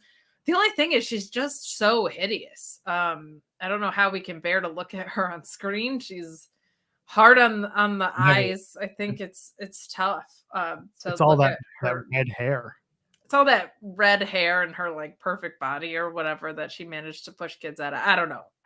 But Shocked. I didn't know that Will had also echoed what we talked about earlier, but like that this is potentially a proof of concept for ROH to get wider TV. We kind of talked about that earlier, and that's where my brain is too. It just, once they get past that, that's when hopefully we start seeing the rosters level out and become more hard-lined. How do you think it competes with something as artistically sound and athletic as Power Slap? I think Power Slap will not last as long. Hot take, really? Yes. I don't know if you saw the press release that Warner released about Power Slap, but they were like, well, AEW is doing well, and there's a big crossover between that and Power Slap. And I was like, no one would have crossed over well with AEW fans. Put ROH on True TV, dum-dums. Yeah. And Practical Jokers can take a 30-minute, 1 hour, 2 hour breather. Like, it's like how MTV has like ridiculousness every 30 minutes on the show. Bring back Wrestling Society X. Oh, that was such good stuff. Oh man. Seeing some of the messages I'm getting about us still being live, and it's very funny. From who? In the chat or no, just some DMs and some replies just popping up on my phone. Is one of them Sean? No, thank God. Sean doesn't pay attention to us. Sean doesn't care. He's just like, why did they go almost 2 hours on their show? Who cares? Why is anybody surprised that I'm doing a 2-hour show? What someone said. They're like, oh, first time with Kate. I'm like, normally I keep Kate, but today I have the time. And because I felt so off this week. I did Newsworthy with Jeremy on we film on Fridays. I think people have figured it out by now. But like we filmed Friday morning. I was not great. I wasn't 100%. I was still foggy. Like this is my first day back online feeling better. So like I'm here to talk. I'm good. I'm feeling okay again. So I was like, yeah, we can talk more, whatever. Sure. I was planning on a 90-minute, but you were like, no, let's press through. I'm in. Yeah, we can make through. I don't know if we have much else to talk about unless you want to start talking about NXT. Weirdly, I'm good. You know what, though? I will say this. Are they gonna ever call anyone up? Do you think? Do you think they're gonna ever call anybody up, or are we just gonna watch Alba Fire, the longest reigning NXT Women's Champion in the UK, talk through a speaker with her friend? Could you imagine that they just keep bringing people up to a main event and be like, yeah, your turn's coming, and then just Cameron Grimes in the background being like, what they told me. Where's Roddy Strong? Like, what is happening? Apparently the answer to that question is stop asking. I guess so. Dang. Yeah, exactly. First of all, I see people in the chat being like, this show should go 4 hours. I do watch alongs. It's the same shit. I got to keep a conversation going for 4 hours, but with 6 people. I have sincerely no clue how you did 2 nights of New Japan when we did the Wrestle Kingdom watch along 2 years ago. Like, not this one, but the one before. I think I did 2 years in a row of that too. Maybe you're a maniac. I did one night and was like, I'm getting a brownie and going to bed.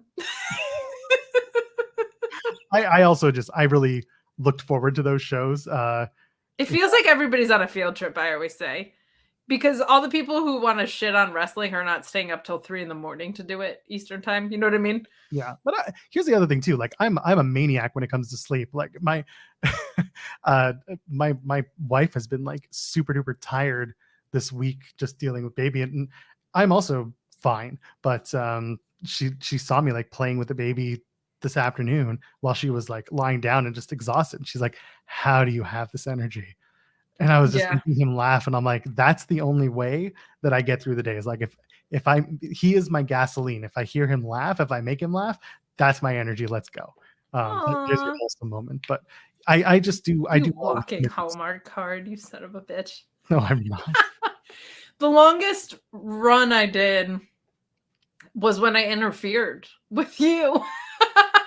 When Sean did the recounting of the Punk story and when that all broke. That day I did like 4 other podcasts in the same day or something. I had a regular review and I was also on Rob and Maggie, and I forget, but I did like basically a full work day of just podcasts, and then WrestleMania weekend, I think I did 7 shows in one weekend. Oh, Mania weekend was wild last year because it was NXT. The kid was born. The kid was just born. Oh, that's right. And I was I'm gonna go do the watch alongs. And oh my god, yeah, you were nuts. I did SmackDown and I did Stand and Deliver in both nights of Mania, and because I'm an idiot, and this isn't a shot at them, I booked myself for True Heel Heat that same weekend because I'm dumb. No. And that show isn't short. I love them. I would do it anytime. Probably shouldn't have picked that weekend to do it. But we did I had SmackDown, both Mania nights, Stand and Deliver, that show, and a couple other things. But so that was a sprint. But the Wrestle Kingdom one still effed me up more than that whole weekend. I don't know why. I was totally fine with that. Ella with the Joel walking Hallmark card. That's the run sheet with Ella. He is the walking Hallmark card, Joel Pearl. There you go. At the Run Sheet Pod on Twitter. Go follow us there. And just look at the show. Look up while you're doing the podcasting thing. Just, I don't know why you're not on your phones, but let's just say you type with 2 hands on your phone. Yeah, why do you type like you're doing spirit fingers and cheerleading? Number 1. Type the Run Sheet Pod on your phone or wherever you get your podcast. We do that too. And Ella's awesome. Joel, when are we calling people up from NXT? Yes, we're back to that soon. It's scary if I'm the one keeping the show on track. You know, right? It's bad. Post Mania, it feels like, I think you and I talked about. Did you and I talk about this? The Raw after Mania feeling coming back. bringing back after Mania. I'll say something that I don't think we talked about it, but one thing that I loved that Alex thought of would be to, and then Sean co-opted his idea a little differently, but he said, you have John Cena beat Austin Theory for the US title, issue an open challenge, lose it to Braun Breaker the next day. That feels like a super fun idea. Or Carmelo, whoever, you can plug anybody in there, but it does feel like everybody's kind of, there's a certain number of people there that if you're not giving them a title shot, it just feels like they're spinning their wheels. Like they're kind of cooked and ready to come up. And Indy Hartwell, for example. Yes. I think the indie stuff got lost with the Dexter Lumis stuff. It felt like now Nikki Cross is hanging around there, which I like, but what does that mean for Indy? By the way, my interview with Nikki Cross is going to be absolutely hilarious, and you'll need to watch it. I heard she's evil and mean. Yes, and she likes Tim Hortons, which is just no. Don't. It's awful. Don't like Tim Hortons. She had really good stuff. Yeah. So I don't remember if you and I talked about it, but I talked about it with someone on a podcast. Triple H's big years were the years where he was an active competitor during the Raw After Mania era, where the Raw After Mania meant something. Big debuts, new storylines, the works. The last few years, really, it's been 5 or so, hasn't lived up to the hype.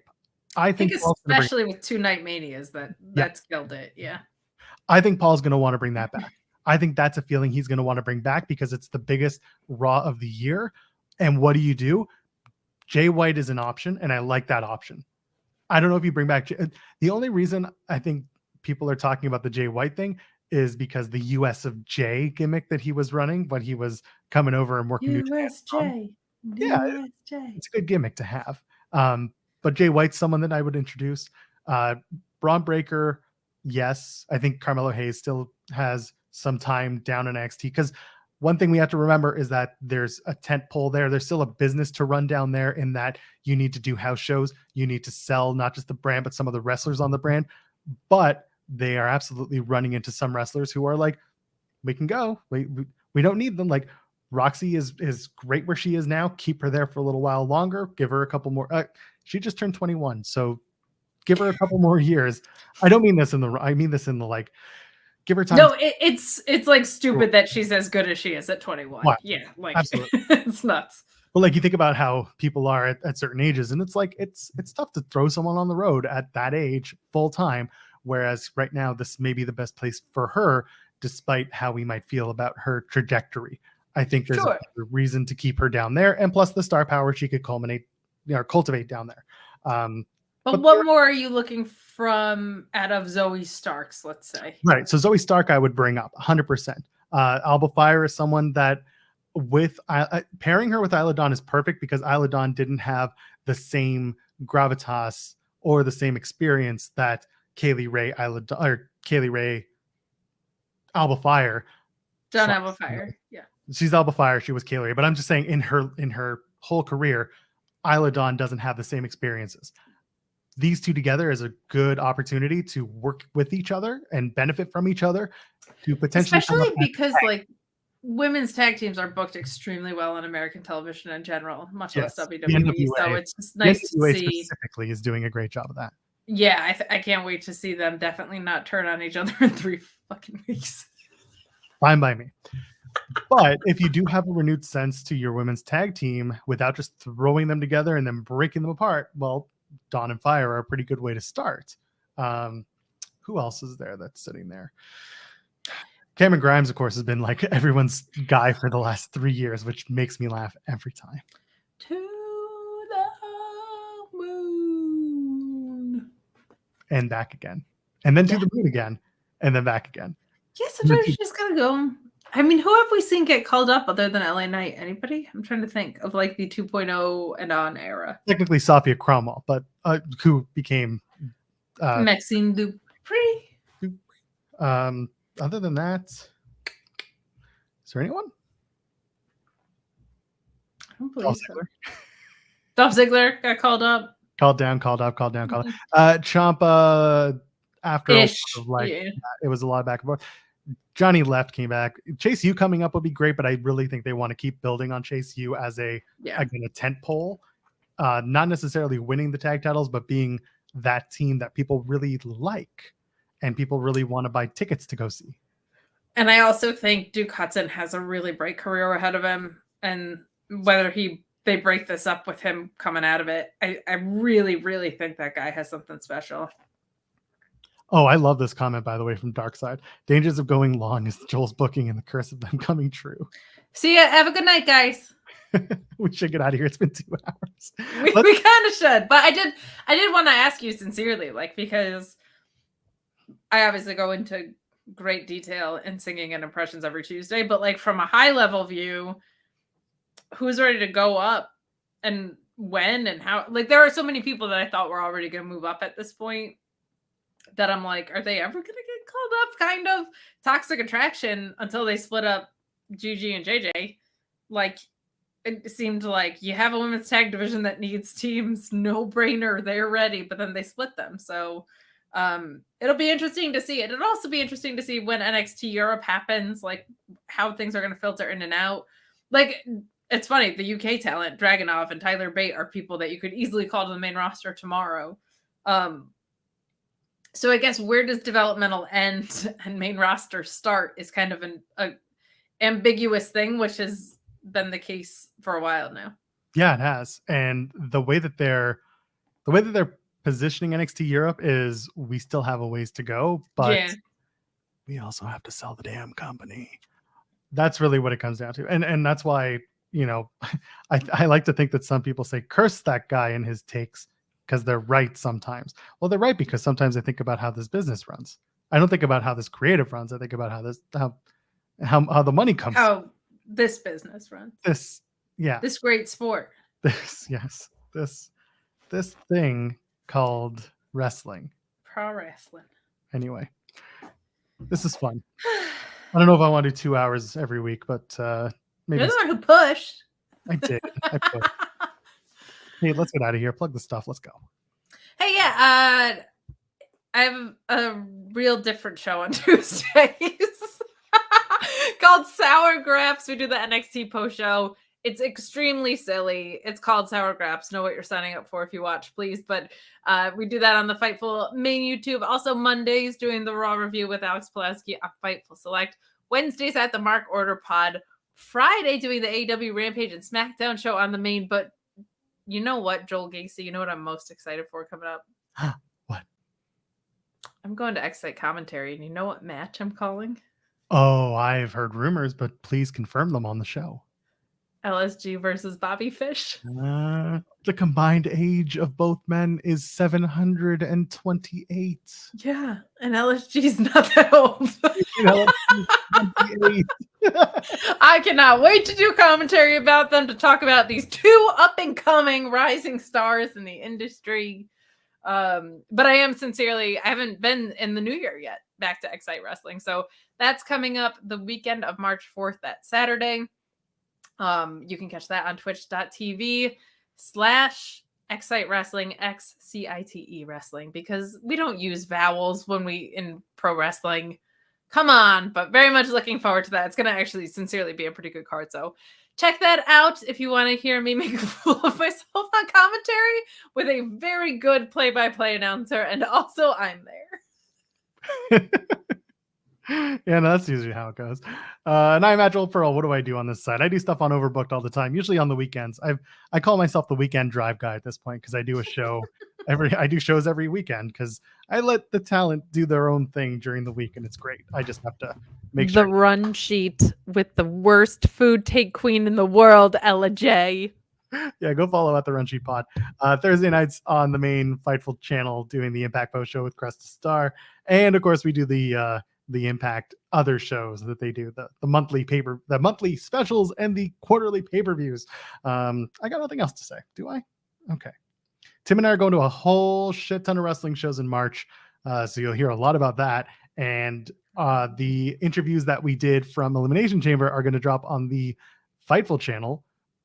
God knows when Sean decides to drop them. So keep an eye out. There's some really, really fun ones in there. So, some people you really love and some people you're going to love even more after this. How's that? Okay. There you go.